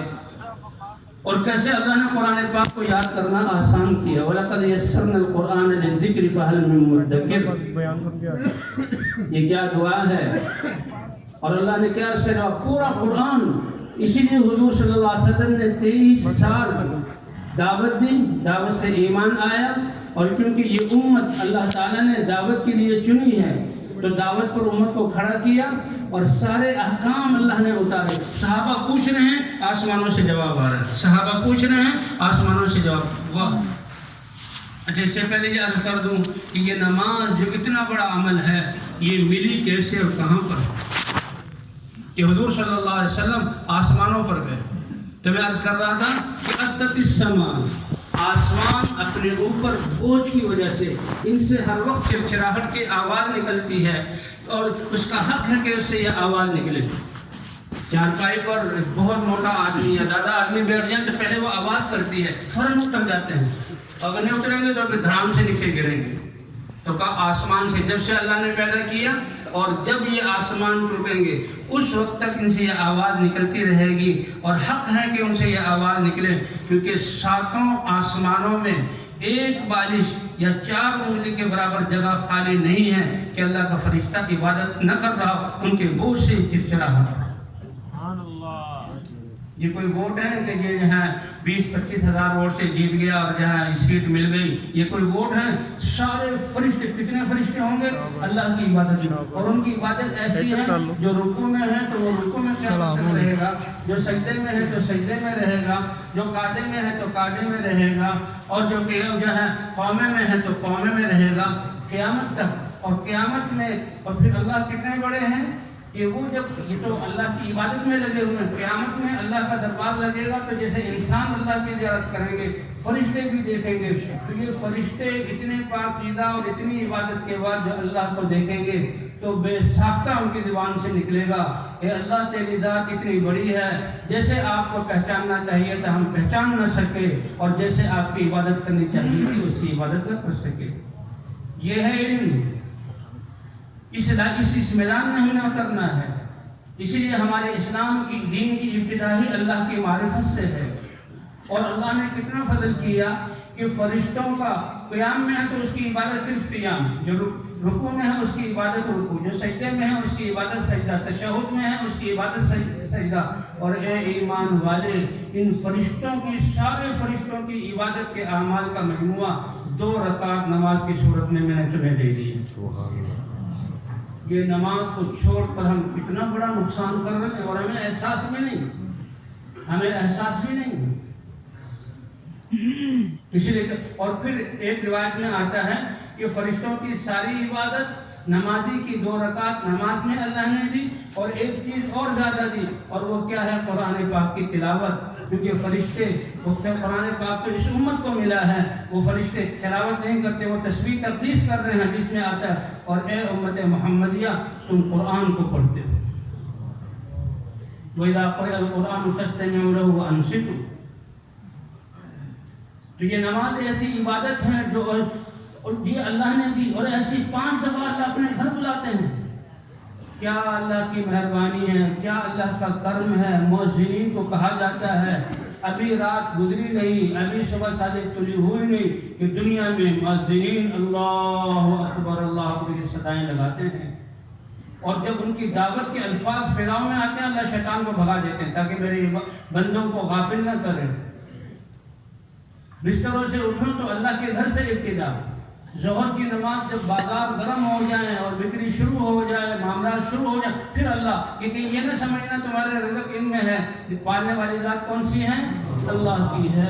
ابھی کام کو سمیٹنے لگے ہیں، ابھی تو ہم نے غیر فطری زندگی اختیار کی نا۔ غیر فطری کیا ہے کہ جو رات ہے سونے کے لیے اس کو ہم نے جگراتا کر دیا بجلیوں کی وجہ سے، اور جب فطری زندگی تھی تو اثر کے وہ دکانیں بند کر کے آپ حضرات بوڑھوں کو معلوم ہوگا کہ لوگ اپنے گھر کی طرف جاتے تھے کہ گھر میں بعد میں جاؤ، پھر اللہ کے دربار کی حاضری دو، اور سورج غروب ہوا جیسے دن کی ابتدا میں تم نے اللہ کے دربار کی حاضری دی، ابھی دن کی انتہا میں بھی اللہ کے دربار کی حاضری دو، اور پھر سونے لگے ہو، نیند بھی اللہ کی طرف سے، تو سونے سے پہلے 5 دفعہ اللہ بلاتے ہیں۔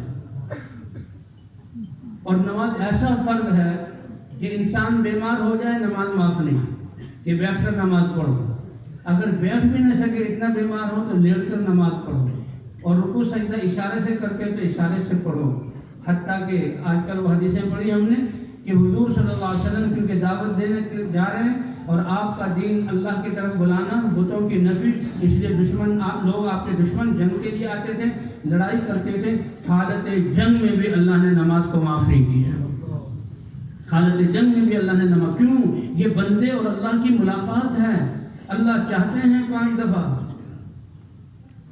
تو عشفان کے مقام پر حضور صلی اللہ علیہ وسلم، صحابہ کرام فرماتے ہیں ہم حضور صلی اللہ علیہ وسلم کے ساتھ نکلے تو فاستقبلنا المشرکون، ہم نے دیکھا کہ کافروں کو پتہ لگ چکا ہے اور وہ تو ایک میدان میں ہمارے بالکل سامنے اور لڑائی کے لیے تیار ہیں۔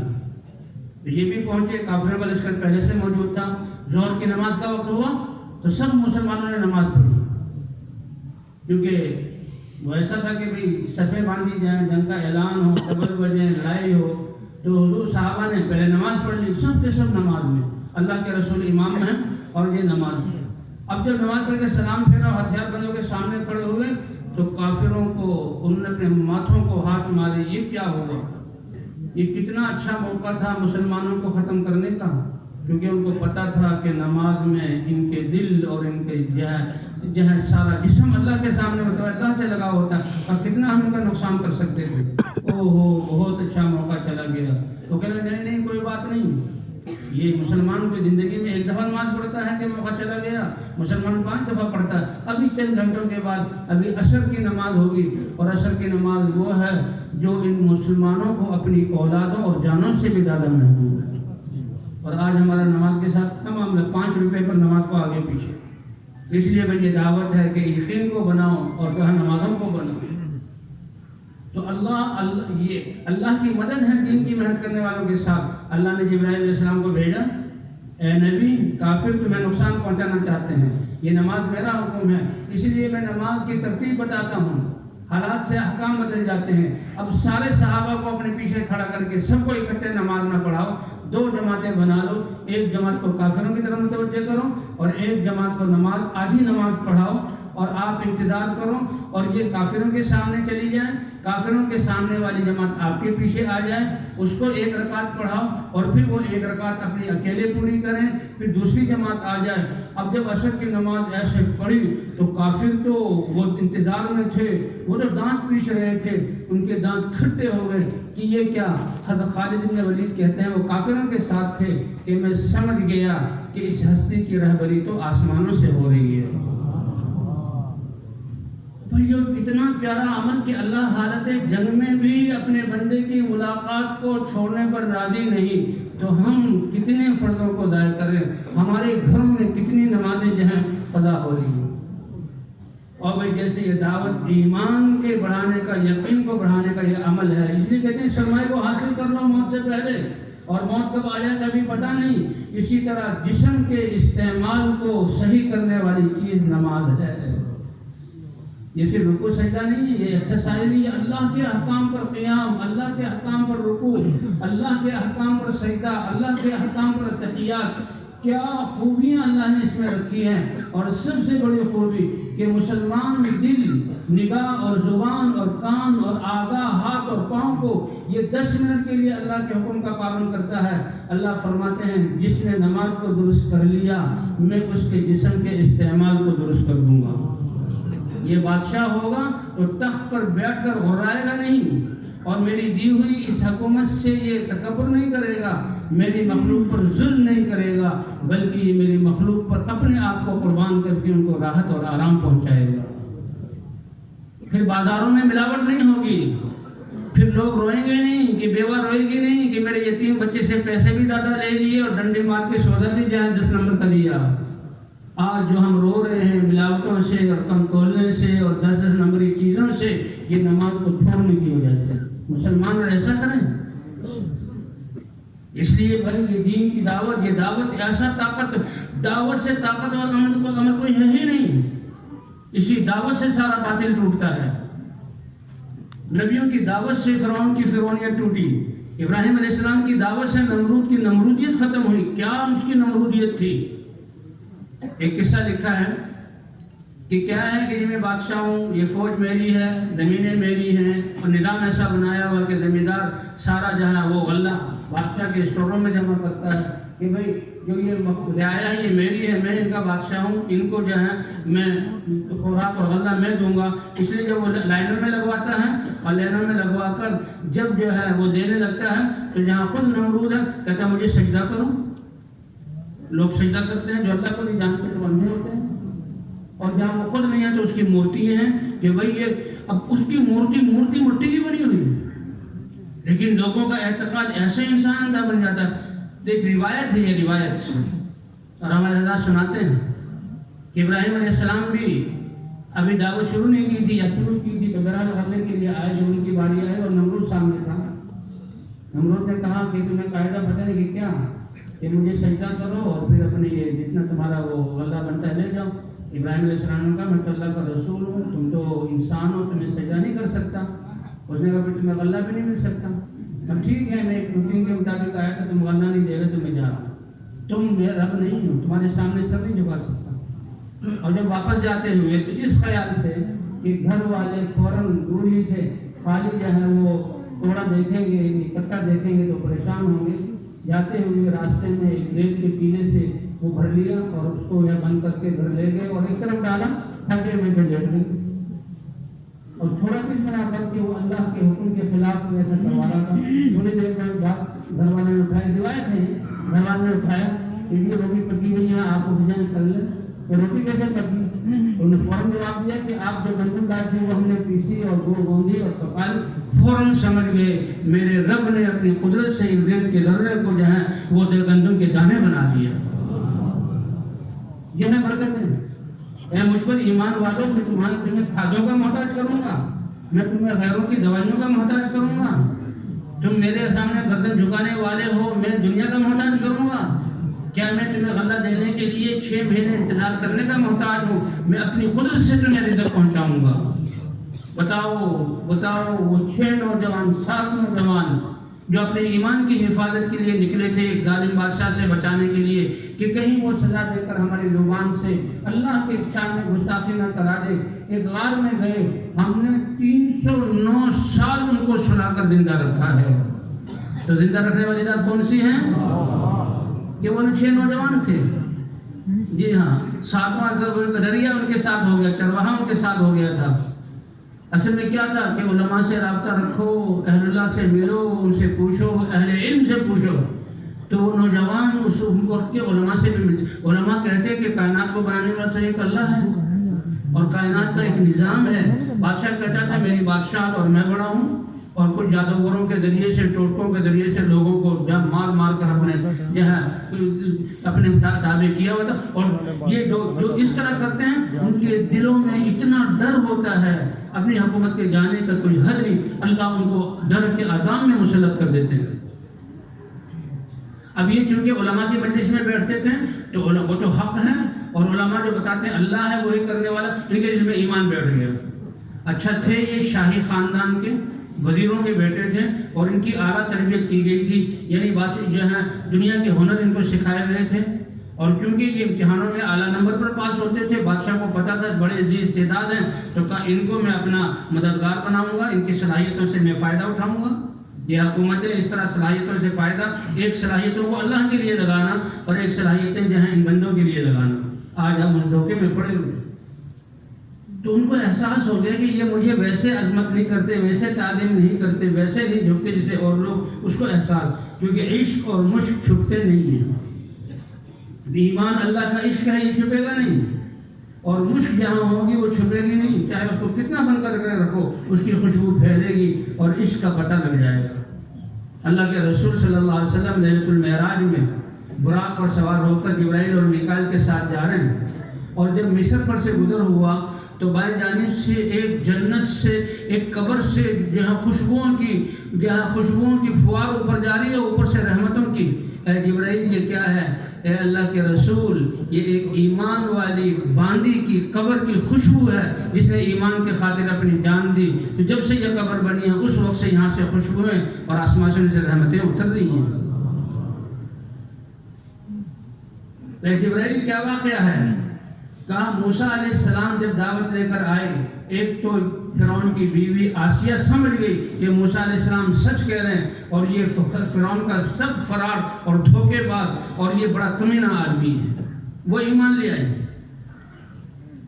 اس لیے حضور صلی اللہ علیہ وسلم نے خدیجہ کے انتقال پر، اے خدیجہ تم جنت جاؤ گی، میری بیوی ہو، تمہیں اللہ میرے مقام پر میری جنت میں لے جائے گا، لیکن تمہیں تمہاری شوکن ملے گی، اس کو بھی سلام کہہ دینا۔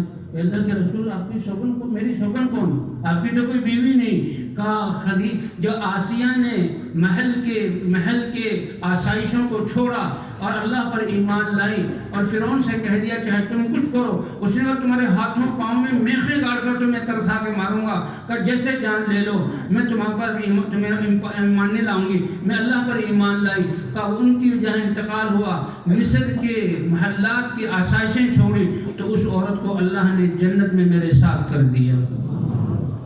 یہ کوئی معمولی بات ہے؟ اللہ کے لیے قربانی، اللہ یہی چاہتے ہیں، قربانی کی شکل دیکھنا چاہتے ہیں۔ یہ دی ہوئی کس کی ہے؟ ہم قربانی کریں گے تو کہاں سے لے کر آئیں گے؟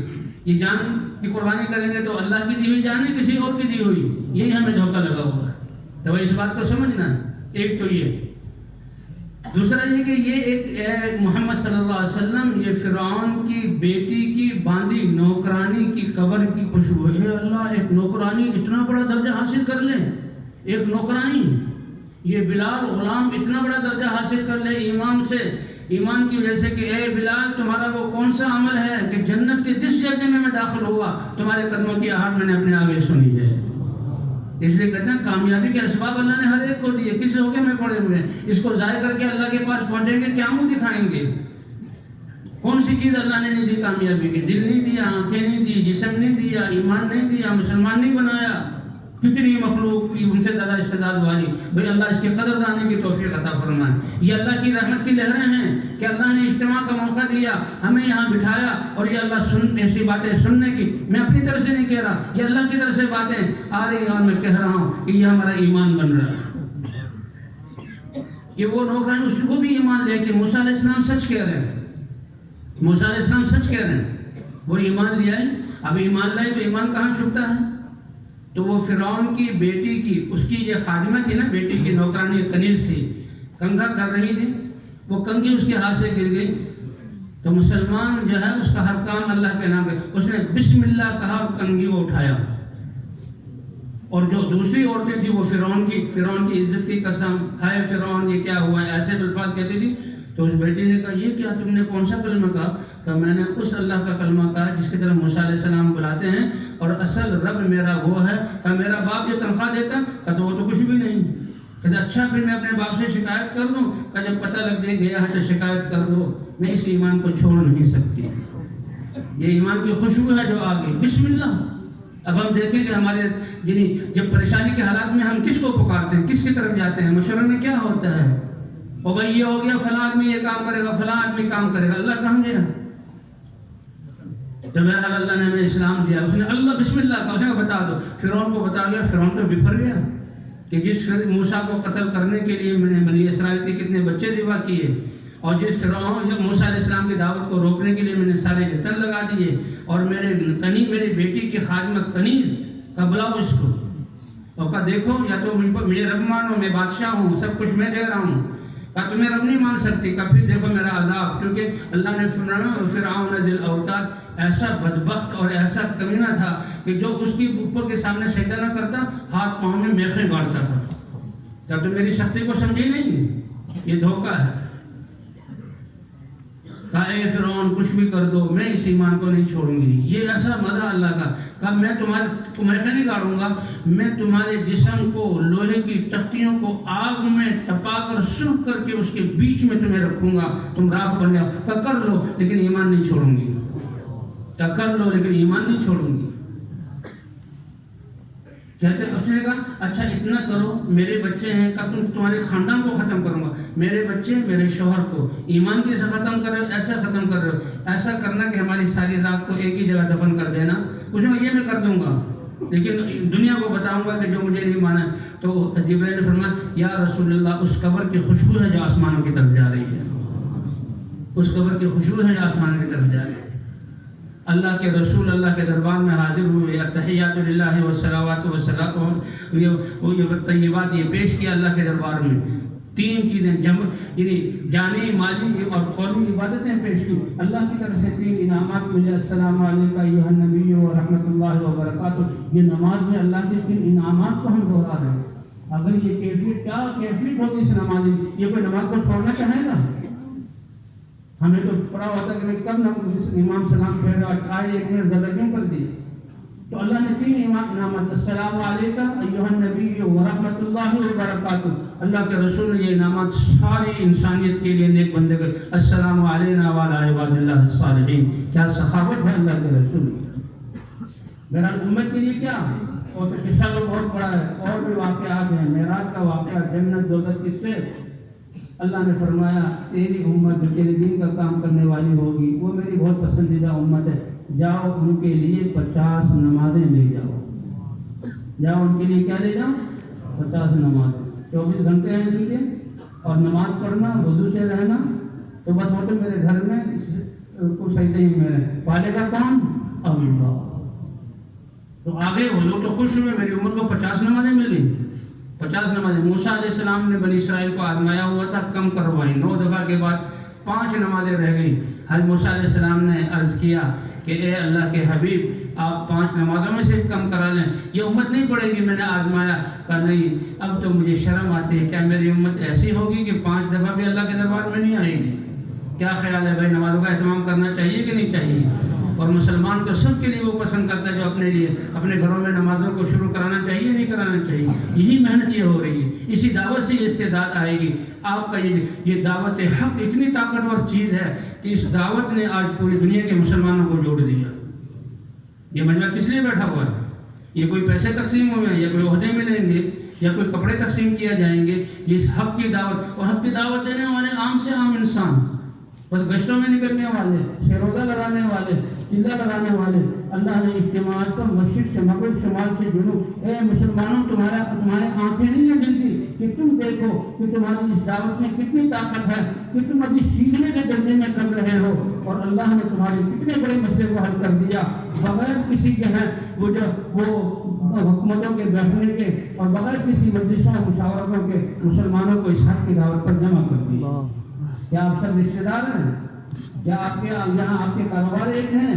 کیا آپس میں ایک دوسرے کو کھلاتے پلاتے ہیں؟ اتنا بڑا مجموعہ اللہ کو راضی کرنے کے لیے جمع ہوا ہے یہ اس حق کی دعوت پر۔ اب اگر ہم دعوت کو لے کر کتنے لوگ بازاروں میں اور کتنے لوگ جو ہیں وہ مصیبتوں میں، گناہوں کے سمندروں میں ہیں، ان کو بلانے کے لیے حق کی دعوت پر کھڑا ہونا ہوگا۔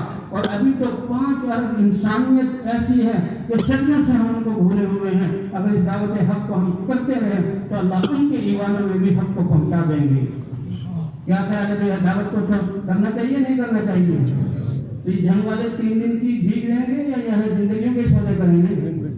کہ بھائی جنگ والوں میں اجتماع ہوا تھا، ان سے بات ہوئی تھی، انہوں نے کہا 3 دن کی بھیک لے جاؤ تبلیغ والوں، تاکہ قوم پر انسانیت کو ہدایت مل جائے، جہنم سے بچ کر جنت میں چلے جائے۔ نہیں، گھر والوں کو پتہ لگ گیا، بڑے سمجھدار لوگ ہیں، اے اللہ ہماری زندگی تو تھی ہی اس کے لیے، ہم نے اپنی جانوں پر، اپنی نسلوں پر، اپنی جان و وقت کی قیمتی سرمایہ کو خواہشات میں ضائع کر کے انسانیت پر اپنے پر ظلم کیا۔ اے اللہ ہم تو تیرے سامنے رو کر تجھے راضی کریں، معافی مانگیں گے اور آئندہ کی زندگی میں عزم کریں گے کہ اب ہمارا ہر سانس اور تیری دی ہوئی ہر صلاحیت اس حق کی دعوت کے لیے ہے۔ کیا ہم دیکھنے والے نہیں ہیں؟ کیا اس کی طاقت کو نہیں سمجھے ہم؟ کون سی چیز ہے کہ اس کو جمع کر دیا؟ آج جہاں ہمارے اجتماعات پر پورے افریقہ کے جنگلوں کے وہ لوگ کہ جو آدم خور کہلاتے تھے، افریقہ کے جنگلوں کے وہ لوگ کہ جن کے جسموں پر کپڑے نہیں تھے، اور افریقہ کے جنگلوں کے وہ لوگ جو سمجھتے نہیں تھے کہ ہم انسان ہیں یا جانور ہیں، ہم مسلمان ہیں یا کون ہیں، آج وہ ہماری گلیوں میں آ کر ہمیں حق کی دعوت دے رہے ہیں۔ وہ ہمارے ساتھ ہیں اس دعوت کے حق میں کہ تمہاری دعوت کی وہ طاقت ہے کہ ہم جیسے جنگلی لوگوں کو ہمیں ایمان اور نماز دے دی، اور تم تو پہلے سے لوگ یہاں دعوت والے ہو، تم اور آگے چلو، ابھی بہت ساری انسانیت باقی ہے۔ حضور کی دعائیں اور رونا اس امت کے لیے تھا، اے اللہ میری امت کو اس جہنم میں نہ ڈالنا جس کو دیکھ کر آیا ہوں، ابھی بہت ساری انسانیت، ان کا حق ہے ہم پر کہ ہم اس دعوت کے حق کو لے کر یہ کوئی معمولی بات، یہ صرف بیان ہے کہ جی بیان صاحب آئے تھے، بیان کر دیا، ہم سے وقت مانگا تھا، ہم نے کہا ٹھیک ہے دے دیں گے، کچھ دائیں بائیں دیکھا اور چلو جی اجتماع ختم ہو گیا۔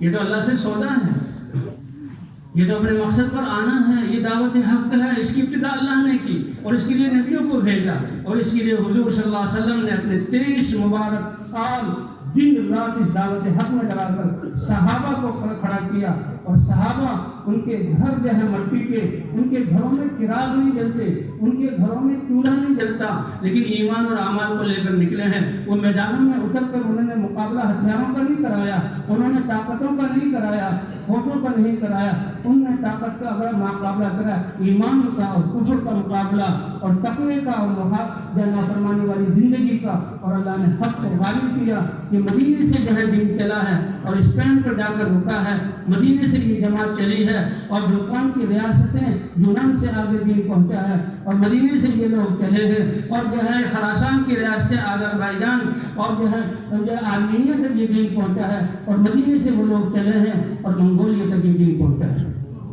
آج ہم مسجد میں کس کی فکر سے بیٹھے ہوئے ہیں؟ آج ہمیں اپنے دھن سے چھوڑا نہیں جا رہا، اللہ کے ہمیں اپنے لیے رشتے دار چھوڑنے نہیں جا رہے۔ صحابہ کے لیے اگر سب سے مشکل چیز تھی وہ حضور کی ذات اقدس کو چھوڑنا تھا، اور وہ یہ نہیں تھے چلو جلدی سفر کر کے آ جائیں، چلا پورا کر کے آ جائیں، پھر حضور کی خدمت میں رہیں گے۔ وہ جانوں کو ہتھیلیوں پر لے کر اتنے سچے تھے کہ اللہ گواہی دے رہا ہے کہ یہ جان پیش کرنے کے لیے آئے ہیں، اور کتنوں کی جان میں نے لے لی، وہ خوش ہیں، اور جو واپس آئے ہیں وہ دوبارہ دیکھ کر موقع ملے گا اور ہم بھی جان اللہ کے راستے میں دے دیں گے۔ ان سچوں کی برکت میں قربانی سے یہ دین آج ہمیں ملا ہے۔ یہ ایسی کچھ بیان ہے اور ایک بات ہے اور کہہ دی اور چل دیا، نہیں بھائی، یہ نبی کی دعوت ہے، اللہ خود حق کی دعوت ہے، اس کی طاقت کا مقابلہ کوئی بھی نہیں کر سکتا۔ اللہ جعلی ہے، انبیاء جعلی ہے، اور حضرت محمد صلی اللہ علیہ وسلم کی ختم نبوت کے صدقے اللہ نے یہ دعوت آج ہمیں عطا فرمائی ہے، اور اس کے لیے ہمیں بتایا جا رہا ہے، اور ابھی موقع ہے۔ موقع تو ان لوگوں کے ہاتھ سے چلا گیا جو دنیا سے چل کے قبر میں جو اعمال کی اللہ رحم الرحمین ہے کا بخشش نہیں۔ ہم نے تو انبیاء اور شہداء اور صالحین اور نیک لوگوں کی صحبت میں اللہ کے سامنے کھڑے ہونا ہے۔ ہم ان کو خدمت بننا چاہتے ہیں کہ اللہ کے رسول کے آؤ میرے امتیوں، آؤ جنگ والوں، تم نے بھوک پیاس برداشت کی، پیاس برداشت کی، اپنے بچوں کو بھوکا رکھا، اور تم نے مشقتیں برداشت کی، اور دین کو زندہ کرنے کے لیے آج تمہاری ان قربانیوں کا بدلہ میں اللہ سے اس میدان میں اللہ کی شان کے مطابق دل رہا ہوں۔ اور یہ نبیوں کہ اللہ نے اتنا محنت دی، نماز یہ ایسی عبادت ہے کہ انسان سب چیزوں سے فارغ ہو کر اپنے آپ کو، جس کی نماز ٹھیک ہو گئی اس کے سارے کام ٹھیک ہو گئے۔ اسی لیے کہا جا رہا ہے جیسے دعوت کے ذریعے ہر ایک دل میں ایمان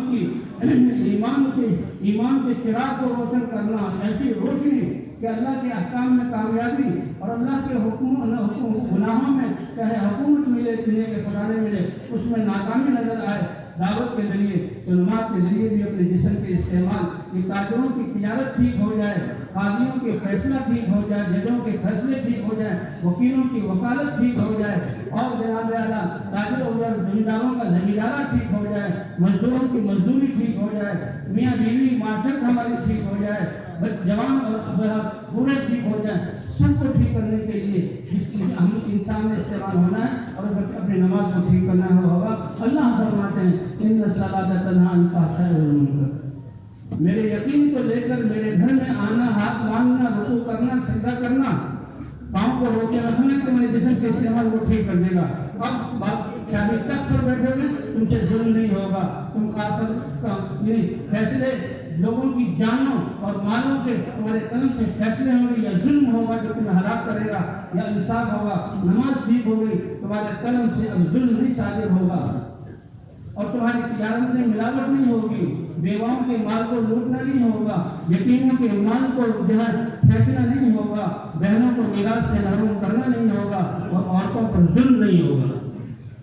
ایک کارخانوں والوں تمہارا اپنے مزدوروں پر ظلم نہیں ہوگا، تم جان نشاور کرو گے اور مزدور تمہارے لیے اپنی جانیں قربان کریں گے، اور مزدوروں کی مزدوری یہ ہے اسی دعوت کی، نماز کی برکت سے دعوت ہے اور نماز ہے، اور پھر اللہ کا سارا دین ہے کہ نماز میں دعا ہے اے اللہ ہمیں رہبری دے دیں، ہم تجارت میں کیسے چلیں، ہم معاشرت میں غیروں کی طرف دیکھنے کی ضرورت نہیں جو اپنی زندگیوں سے خود پریشان ہے، اور ہر بڑا آدمی دوسروں کے خون کو چوس کر کہ دوسروں کی تجارت کو فیل کرو اور اپنی تجارت میں جہاں میں ملا لو اور ان کو فیل کر کے تم خود یہاں بڑے تاجر بن جاؤ، وہ بتاتے ہیں مسلمان تو یہ کہتا ہے اپنا سب کچھ قربان کرو اور غیروں کا جب دوسروں کی زندگی بناؤ، یہ نبیوں کا طریقہ ہے۔ اللہ دیکھ رہے ہیں، زندگی اللہ بناتے ہیں کہ تم جب اپنے راحت اور آرام اور اپنے مال اور دوسروں کے لیے قربان کرو گے، تم نے تو تھوڑا سا قربانی دی جو تمہیں دیا، اللہ اپنی قدرت سے تمہارے کاموں کو بنائیں گے، جیسے پہلے بنائے ہیں، جیسے پہلے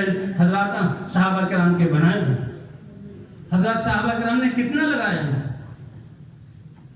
ان کے تو کچے گھر تھے، ان کے گھروں میں تو روٹی کبھی کبھی پکتی تھی، وہ تو کھجوریں کھاتے تھے، وہ تو پنیر کے ٹکڑے وہ تو ستو پھانکتے تھے، لیکن اس کو قربان کیا اللہ نے۔ جو ظالم لوگ تھے ظلم سے اپنی رعایا سے جمع کیا ہوتا وہ سارا خزانہ صحابہ کے قدموں کو ڈال دیا اور صحابہ کی زندگی بدلی نہیں۔ حضرت عمر رضی اللہ تعالیٰ عنہ وہ ہیں کہ ان کی فوجیں فلسطین تک پہنچی اور ان کی فوجیں کہاں تک پہنچی، روم اور فارس ان کے زمانے میں فتح ہو کر حضرت عثمان کے زمانے میں اور مسلمان آگے پیغام اللہ کا پہنچا رہے ہیں۔ شروع میں بیت المال بھرتا تھا ہفتے میں، تو ہفتے میں جھاڑو دے کر وہ خالی کیا جاتا، پھر بھرتا، اور پھر 3 دن کے بعد خالی کیا جاتا، اور پھر روزانہ ہیرے جواہرات کے ڈھیر تقسیم ہوتے، یتیموں کو ملتے، بیواؤں کو ملتے، جن لوگوں نے اپنی جانیں دی ان کی بچیوں کو ملتے، حتیٰ کہ پھر ان صحابہ کے جو خیموں میں رہتے تھے روم اور فارس، ہرقل اور کسریٰ اور رستم، ان کی شہزادیوں کو اللہ نے ان کی باندھی اور گھر میں کام کرنے والا بنایا، اور اس کی وجہ سے ان کی زندگی نہیں بدلی کہ 2 ٹکے ملے نہیں کہ انسان کی ٹوری بدل گئی۔ حضرت عمر رضی اللہ تعالیٰ عنہ اللہ اکبر کہ فلسطین کے لیے ابو عبیدہ ابن جراح نے بلایا، یہودیوں نے کہا یہ اللہ کا فیصلہ ہے اور کتاب میں لکھا ہوا ہے زہد اور تقوی والے لوگ بیت المقدس کو ہم سے لیں گے، اگر وہ سامنے آتے ہیں تو ہم جنگ نہیں کریں گے۔ اے ابو عبیدہ تم مسلمان ہو، تم کہہ رہے ہو ہم آخری نبی کو ماننے والے ہیں، تم اپنے امیر المومنین کو بلاؤ اور وہ ہمیں آ کر اپنی شکل دکھائیں، اگر ہم دیکھ رہے ہیں اس کی شکل اس کے کپڑے سب لکھے ہوئے ہم بیت المقدس کی چابی دے دیں گے۔ تو ابو عبیدہ کہنے لگے مدینے سوار کو بھیجنا یہ تو مہینے کی مسافت ہے، پھر امیر المومنین کا چلنا بہت دیر ہو جائے گی، ہم تو کب سے نکلے ہوئے گھروں سے، کہتے 4 مہینے، یہ وہ 4 مہینے کی بات تھی، اور یہاں یرموک کی لڑائی میں ہم یہاں فلسطین کی پہاڑیوں میں ہیں، اے خالد تمہاری شکل عمر سے ملتی ہے، چلو تم چلے جاؤ۔ کس کو بھیجا؟ حضرت خالد کو، ان کی شکل قد ملتا تھا۔ وہ ایسا جب حضرت خالد بن ولید کو معزول کیا تو خالد بن ولید جنگ سے واپس آئے، ابو عبیدہ بن جراح کو امیر بنا دیا، اور خالد بن ولید کے دل میں ذرا سی کمی نہیں کہ پہلے تو امارت کے بارے میں، ساتھیوں کے بارے میں سوچتا تھا، ایک ہاتھ سے لڑتا تھا، اگر امارت سے ہٹایا ہے تو میری دونوں ہاتھوں سے تلوار چلے گی، ذرا برابر دل میں فرق نہیں۔ لیکن بعض مسلمانوں کو حضرت عمر فاروق نے تو جو ہے کسی حکمت کی وجہ سے کہ لوگوں کا یقین خالد پر نہ بن جائے، کس کی وجہ سے فتح ہوتی ہے؟ یہ تو ایمان کی وجہ سے فتح ہوتی ہے۔ بہرحال وہ مدینے آئے تو رات کے وہ مدینے میں جا رہے تھے، چراغا نہیں ہوتا تھا، گھروں میں دیے نہیں جلتے تھے، راتوں میں چراغ، اللہ نے آج کتنی نعمت دی ہے، ایک ایک کا چہرہ صاف صاف نظر آ رہا ہے۔ تو بہرحال حضرت القمہ رضی اللہ تعالیٰ عنہ وہ جا رہے تھے، وہ حضرت خالد بن ولید جا رہے تھے، پیچھے سے القمہ اب جا رہے حضرت خالد ہیں اور وہ سمجھے نہیں، ہاں جا رہے حضرت عمر تھے، جا رہے حضرت عمر تھے اور وہ سمجھے خالد جا رہے ہیں۔ حضرت عمر نے کہا او خالد، حضرت امیر المومنین بڑے سمجھدار تھے، وہ سمجھ گئے کہ پیچھے آنے والا یہ القمہ ہی ہے اور وہ مجھے خالد سمجھا۔ ہاں بھائی القمہ کیا کہہ رہے ہو کہ یار خالد تمہیں جو ہے نا عمر نے معزول کر کے بہت بڑا اچھا نہیں کیا، تمہارے ساتھ زیادتی کی ہے۔ اب سمجھ گئے کہ میری رعایا میرے بارے میں یہ کہ اچھا القمہ بھائی اگر مجھے معزول کر دیا عمر نے تو پھر میں کیا کروں؟ کہتے بھائی بات تو امیر کی ماننی ہوگی۔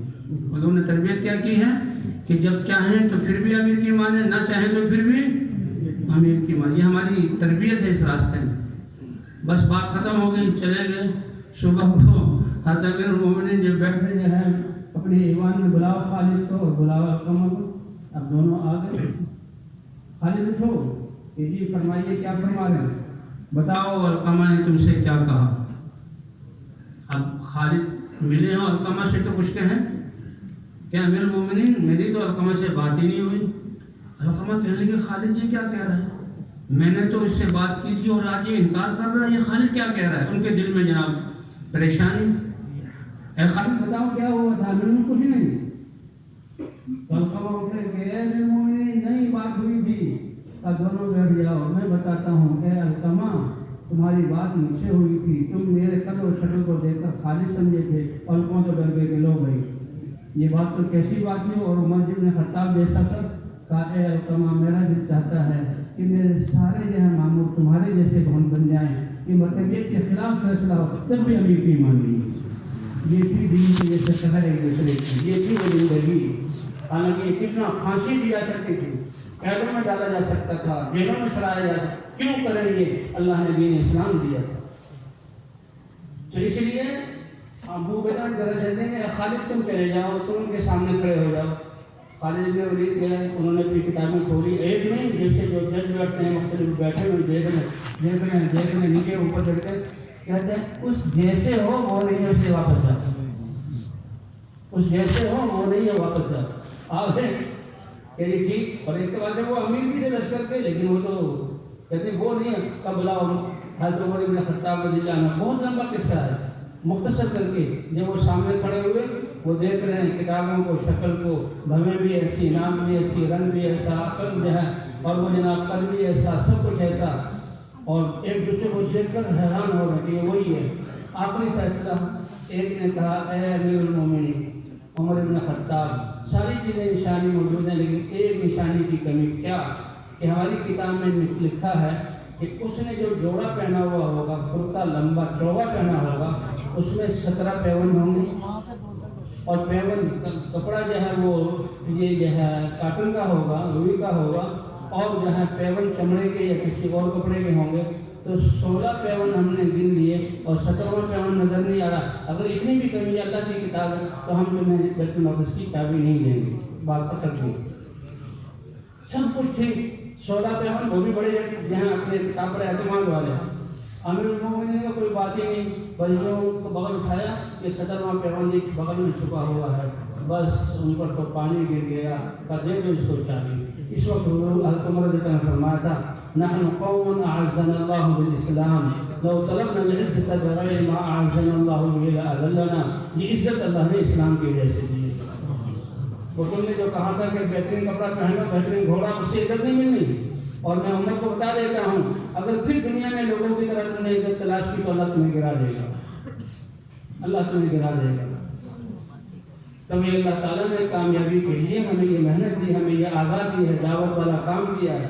یہ نبی دعوت کی محنت لے کر آتے تھے، نبیوں کی دعوت سے، دعوت حق اس سے طاقتور کوئی چیز نہیں۔ آسمانوں کے سے فیصلے کرتے، فوجوں کے اور بادشاہوں کے اور قوم متحدہ کے فیصلے نہیں، یہ تو سب کچھ دھوکہ اور فراڈ اور دجل ہے اور دجل۔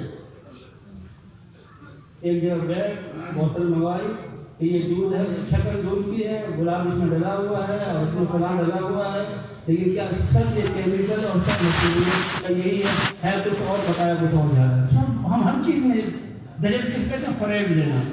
آج ہم فریب میں دجالی فتنوں میں پڑے ہوئے ہیں. واقعہ کچھ اور ہے، میڈیا کے ذریعے بتایا کچھ اور جا رہا ہے. اور بھائی سب کو چھوڑو، اللہ کی بات پر یقین کرو، اللہ کے رسول کی بات پر. اللہ نے جو بتایا وہ حق ہے.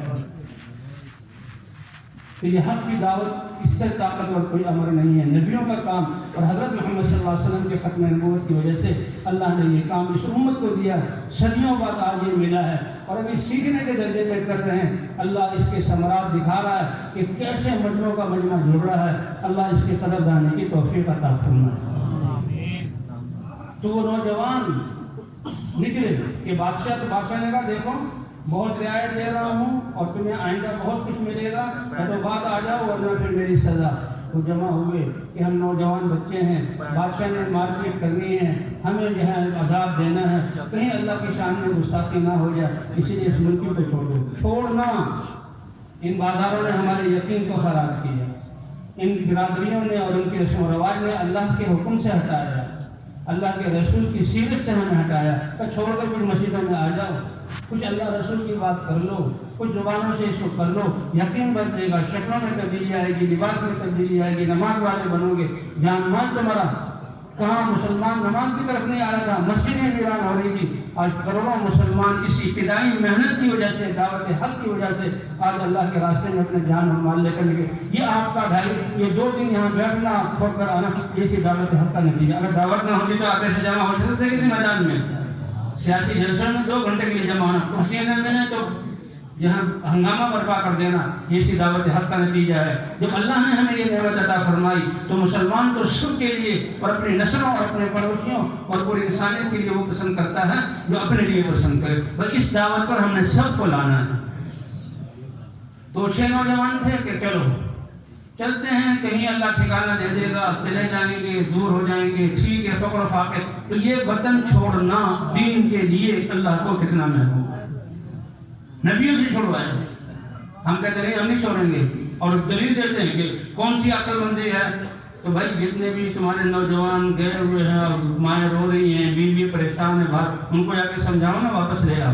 اس میں تو یہ سمجھ میں آتا ہی نہیں کہ ان کو سمجھیں. نہیں وہ تو دنیا کے لیے گیا ہوا. اچھا جو اللہ کو پسند نہیں اس کے لیے گیا ہوا تو بڑے اطمینان سے، اور اللہ کے لیے جائیں جو رزق دے رہا ہے تو بڑے پریشان. یہ ہے ہمارے ایمان کا معیار. تو بہرحال وہ جا رہے تھے کہ چلو، راستے میں ایک چرواہا تھا، بکریاں چرا رہا تھا. اس نے کہا یہ لوگ تو بڑے نورانی اور روحانی لوگ ہیں اور بڑے خاندانوں کے ہیں، اور ان کو کیا ہوا شہر چھوڑ کر یہ جنگل کی طرف جا رہے. بھائیو تم کہاں جا رہے ہو؟ کہا بس کیا بتائیں، اپنے ایمان کی حفاظت کی جائے. اور تم تو اتنے اچھے ہو کہ اپنی بادشاہتوں وزارتوں کو چھوڑ کر مجھے بھی ساتھ لے لو، مجھے بھی ساتھ لے لو. وہ چرواہا بکریوں کو، انہوں نے محلات کو چھوڑا، اس نے بکریوں کو چھوڑا. بکریوں کا اللہ مالک ہے، چل رہی ہیں، ٹھیک ہے، چلتی رہیں گی. اور وہ ان کے ساتھ اللہ کے ساتھ اس کو کتا بھی ساتھ ہو گئے. اللہ نے فرمایا ایک کتے تمہیں بھی وہ عزت دوں گا کہ رہتے دنیا تک تمہارا نام میری کتاب میں ذکر ہوگا. وَقَلْبُهُمْ بَاسِطٌ ذِرَاعَيْهِ بِالْوَسِيلِ. اس قلبہم میں قلب 5 لفظ ہیں، اور جو اس کو پڑھے گا قرآن پاک کی تلاوت اس کو 50 نیکیاں اللہ تعالیٰ فرمائیں گے. اور بار بار رابعهم قلبهم، خمسة سادسهم قلبهم، سبعة وثامنهم قلبهم وقلبهم باسط. اللہ نے اپنے کلام میں کیوں کہ یہ کتا یہ ان لوگوں میں مبارک لوگوں کی صحبت میں چل پڑا، اور وہی قدرت اللہ نے اس کے لیے ظاہر کی جو ان کے لیے ظاہر کی تھی کہ جو ایمان کی حفاظت کے لیے نکلے. یہ کوئی معمولی بات ہے اللہ کے دین کے لیے کہ یہ حکومت نے سفیر بنا کر بھیجا ہے، میں فلاں ملک میں سفیر بن کے جا رہا ہوں، بہت کچھ سارے مبارکباد دے رہے ہیں. حکومت نے بلایا ہے کہ گھر چھوڑ کر آ جاؤ، فلانے کا نوکری کرو، سب مبارکباد دے رہے ہیں. مبارکباد کے وہ حقدار لوگ ہیں جو اللہ کے دین کے لیے اپنی بیوی بچوں کو چھوڑ کر صرف اپنی ذات کے لیے نہیں پوری انسانیت کو ایمان پر لانے کے لیے گزرے. سب سے زیادہ مبارکباد کے لیے لوگ مستحق ہیں. آسمان اور زمین ان کو مبارکباد دیتی. اللہ اس کی سمجھ عطا فرما دے. اللہ فرماتے ہیں دیکھو پھر جب وہ پہنچے اور وہ سوئے غار میں، اللہ فرماتے ہیں 309 سال ہم نے ان کو جگا زندہ رکھ کے سلایا، زندہ رکھ کے بغیر کھائے پیے سلایا. بادشاہتیں مٹ گئی، قومیں مٹ گئی، طاقتیں ختم ہو گئی، فوجیں ختم ہو گئی، ان کو ہم نے باقی رکھا ہوا ہے، یہ صرف اپنے ایمان کی حفاظت کے لیے۔ 300 اللہ فرماتے ہیں وَنُقَلِّبُهُمْ ذَاتَ الْيَمِينِ وَذَاتَ الشِّمَالِ، یہ مٹی اس میں صفت ہے، یہ تو جسم کو کھا جاتی ہے، فرمایا ہم ان کی کروٹیں بدلتے تھے، کبھی دائیں طرف کروٹ پہ سوئے ہیں، کبھی بائیں پر۔ کون پلٹ رہا ہے؟ ان نوجوانوں کی کیا کمال ہے ان کا، یہ صرف اپنے ایمان کی حفاظت، اللہ کو کتنا پیار آ رہا ہے۔ اور فرمایا سورج میں نکلتا ہے، یہ ان کی سورج نکلتا ہے تو جو کرنیں پڑتی ہیں، نکلتے ہوئے ہم اس کو دائیں طرف ان کی کرنوں کو کر دیتے ہیں، روشنی جا رہی ہے لیکن ان کی کرنوں پر تپش نہیں پڑ رہی تاکہ وہ پتھر نیند میں تکلیف میں نہ ہو، ہائے کیا چیز ہمیں جہاں ستا رہی ہے۔ اور جب سورج غروب ہوتا ہے کرنیں یوں آتی ہیں، ہم بائیں طرف نکال دیتے ہیں۔ 309 سال بعد ہم نے ان کو اٹھایا، جو مارنے والے تھے وہ ختم ہو چکے، اور میرے یہ نوجوان ان کا ذکر آج شروع ہوا ہے، اور ان کی اس قربانی پر ایک پوری قوم کو میں ہدایت دوں گا، اور ان کی قصے کو میں سورہ کہف بنا کر، سورہ کہف کا مطلب غار والوں کا قصہ، میں اپنے نبی پر اور ایسی بڑی امت پر نازل کروں گا جو امت نبیوں کا کام کرنے والی ہوگی۔ یہ عزت ہے جو اللہ عطا فرماتے ہیں دعوت کے کام پر۔ کہاں ہم دھوکے میں پڑے ہوئے ہیں، کس جو ہے دنیا جو اللہ کہہ رہی ہے تمہیں دھوکے میں نہ ڈال دے، کہاں ہم اپنی صلاحیتوں کو لگا رہے ہیں۔ کہ سورہ کہف جو پڑھے گا یہ دجل، فریب، خبروں میں کچھ اور آ رہا، حقیقت میں کچھ اور ہے، چیز کچھ اور ہے، دکھا ہوا کچھ اور ہے، اور ہم اسی دھوکے کے پیچھے، اور جہاں سامنے میدانوں میں کچھ اور ہے اور پیچھے اسکیمیں کچھ اور بن چکی ہیں، سب دجل۔ اور سب سے بڑا فتنہ دجال، وہ اس سے بڑا فتنہ، آج ہم اس دجل میں چل رہے ہیں، اس دنیا میں چل رہے ہیں، اور دجالی فتنہ کا جو اس سورہ کہف کو جس میں اللہ نے ان ایمان والوں کا ذکر کیا، اور آخر میں اس سورت کے ذوالقرنین کا ذکر کیا، ایمان والوں کا ذکر، جو سورہ اس کی پہلی اور آخری آیت پڑھ لے گا اللہ اس کو دجال کے فتنے سے محفوظ فرما لیں گے۔ تو آخری بات یہ کہ جو اپنے ایمان کی حفاظت کے لیے یہ وزارتوں کے محلات کو چھوڑ کر نکلے، اللہ نے اس کو کتنی ہی عزت عطا فرمائی۔ اے امت محمدیہ، میں نے اپنے فضل سے تم کو سارے نبیوں کے سردار حضرت محمد صلی اللہ علیہ وسلم کی امت میں بنا کر تمہیں وہ محنت عطا فرمائی جس سے صرف تمہارے ایمان کی حفاظت نہیں، اربوں انسانوں کی زندگی بنے، ان کا ایمان بنے، ان میں میرے احکام زندہ ہوں اور دنیا آخرت میں کامیاب ہوں، تمہیں وہ محنت میں عطا فرمایا۔ تو بتاؤ اس محنت کے کرنے میں کیا کچھ میں عطا کروں گا۔ اسے فرمایا ایمان اعمال والے ہو جاؤ تو حکمت اور رحمت اور آسمان اور زمین کی رحمتوں کے برکتوں کے دروازے کھول دوں گا ایمان و تقوی پر، اور تم میرے دین کو لے کر نکلو گے، زندہ کرنے کے لیے وطنوں کو چھوڑو گے، تو اللہ اتنی عزت کہ یہ میرے بندے میرے دین کی مدد کر رہے ہیں۔ اللہ کو ضرورت ہے اپنے دین کی مدد کی، کہا یہ میرے دین کی مدد کر رہے۔ قرآن میں تو ان تنصر اللہ کی مدد کر رہے ہو تم، قرآن میں اللہ یہ فرما رہے ہیں۔ علماء فرماتے ہیں کہ اس کا مطلب کہ دین کی مدد کرنا، فرمایا تم تو بڑھاپے کی عمر میں اور ٹوٹے پھوٹے الفاظ میں اور یہ ایسے جذبات کو لے کر نکل کر اور تھوڑے سے پیسے لے کر میری زمین پر میری ہواؤں میں چلتے ہوئے کر رہے ہو، تم اپنی استعداد کے مطابق صلاحیتیں لگا رہے ہو، اور میں آسمانوں کائنات کا رب اپنی قدرت کے ساتھ تمہاری مدد کروں گا۔ اتنا بڑا وعدہ، اور اللہ کی مدد جب ہو جائے، اس لیے مولانا اجاز صاحب رحمۃ اللہ علیہ ان کے پاس کوئی آتا کہ جی بچے بیمار ہیں، بیوی بیمار ہے، اللہ کے راستے میں نکل جائے بڑے آرام سے۔ ہم سوچنے لگتے کیا مولوی صاحب کو سمجھ نہیں آیا، وہ بیچارہ کیا کہہ رہا ہے، وہ کہہ رہا ہے میری بیوی بیمار ہے، اللہ کے راستے میں نکل جاؤ۔ ایک علاقے والے آئے کہ جی ہم بنیوں کے سود میں ایسے پھنس گئے کہ ہمارے جہاں نیلامی ہونے والی، ہم پھنس گئے، کہ اللہ کے راستے میں نکل جاؤ۔ اور جی فلاں مقدمے میں پھنسا، اللہ کے راستے میں نکل جاؤ۔ بچہ جیل میں ہے، اللہ کے راستے میں نکل جاؤ۔ یہ جیسے سورج نکل کر روشنی پیدا، اس سے زیادہ یقینی چیز ہے کہ ہم اللہ کے راستے میں نکلیں گے، اللہ ہمارے سارے کام بنائیں گے، کیونکہ اللہ کا وعدہ ہے۔ اور بھائیو، ہم نے اپنے دنیا کے کام بنانے کے لیے نہیں نکلنا، وہ تو جھونگے میں ملیں گے، ہم نے تو اللہ کے راستے میں نکلنا ہے اپنی زندگیوں کو پاکیزہ بنانے کے لیے اور انسانیت کو اللہ کے دین پر چلانے کے لیے۔ تو ہمارا ایک ایک سانس کتنا قیمتی ہے کہ ہم کیسے، اگر وہ ضائع ہو رہا تو کتنا بڑا نقصان ہو رہا ہے۔ اسی لیے اللہ کے رسول نے فرمایا سب سے زیادہ اگر تم اپنا نقصان کر رہے ہو اپنے وقت کو ضائع کر کے۔ اس لیے ہماری فکر، دماغ کی سوچ اور ہمارے زبانوں کے بول، ہمارے ہاتھوں کا استعمال اور پاؤں کی حرکت، سب کی سب اللہ تیرے دین کو زندہ کرنے کے لیے، اس لیے فرمایا ومن احسن قولا ممن دعا الی اللہ، اس سے زیادہ خوبصورت عمل اور بولوں والا کائنات میں کون ہو سکتا ہے؟ یہ اللہ فرما رہے ہیں جو میرے دین کی آواز کو لے کر نکلے۔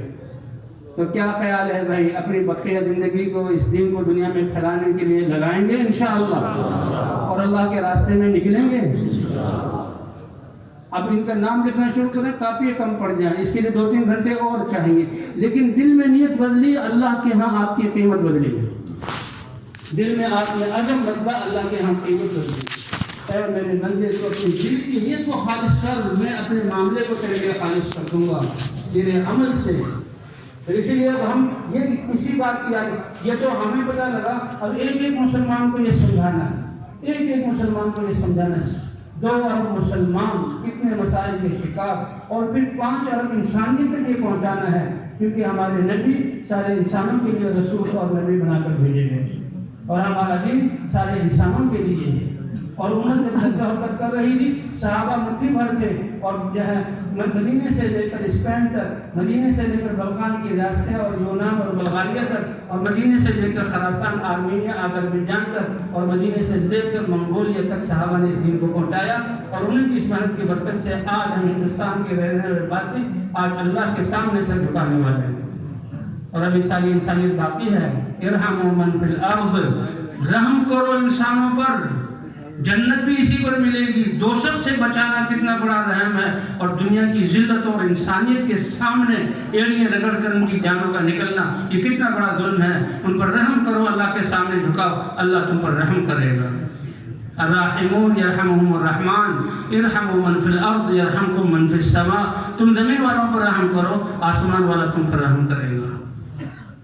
اور یہ اتنی بڑی دعوت، یہ اللہ سورج نکل کر روشنی پہنچا رہا ہے، ہوائیں چل کر ہمیں آکسیجن مہیا کر رہی ہے، پانی بہہ کر ہمیں جو ہے وہ ہمیں پانی بہہ کر جو ہماری پیاس کو بجھا رہا ہے۔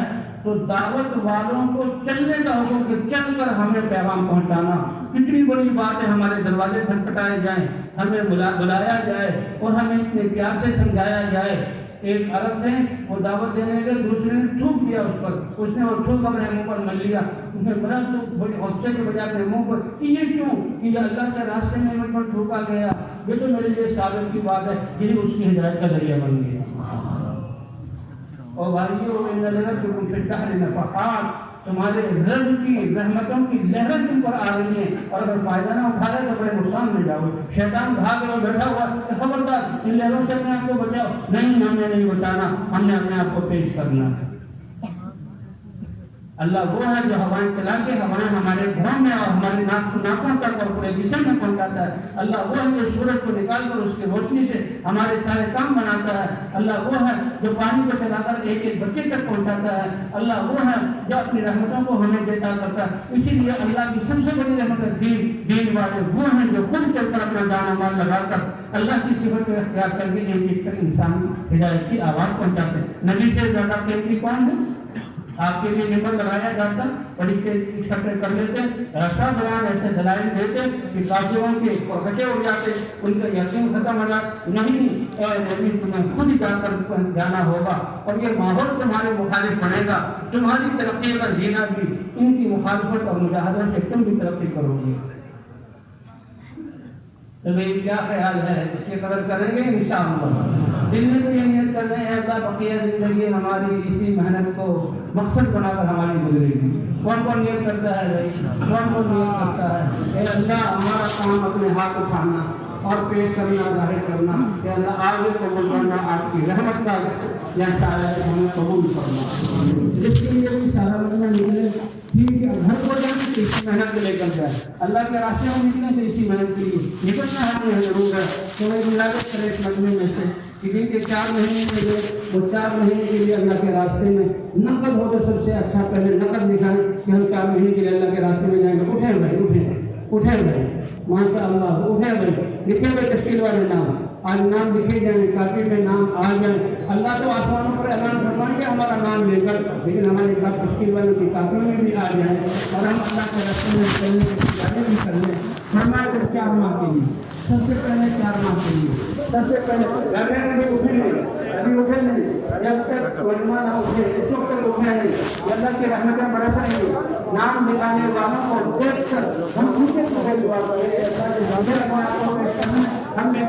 फरमाया नाम निकाल, भगवान नाम निकाल और बोले नाम निकाल, भगवान नाम सवाल के नाम नहीं बोलना, नाम बोलना और नाम लोगों से निकाल के नाम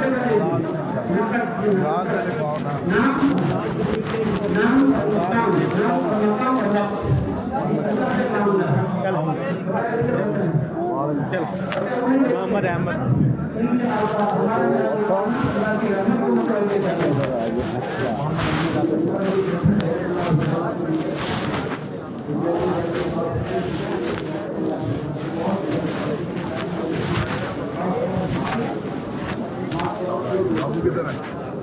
अरे हमारा वक्त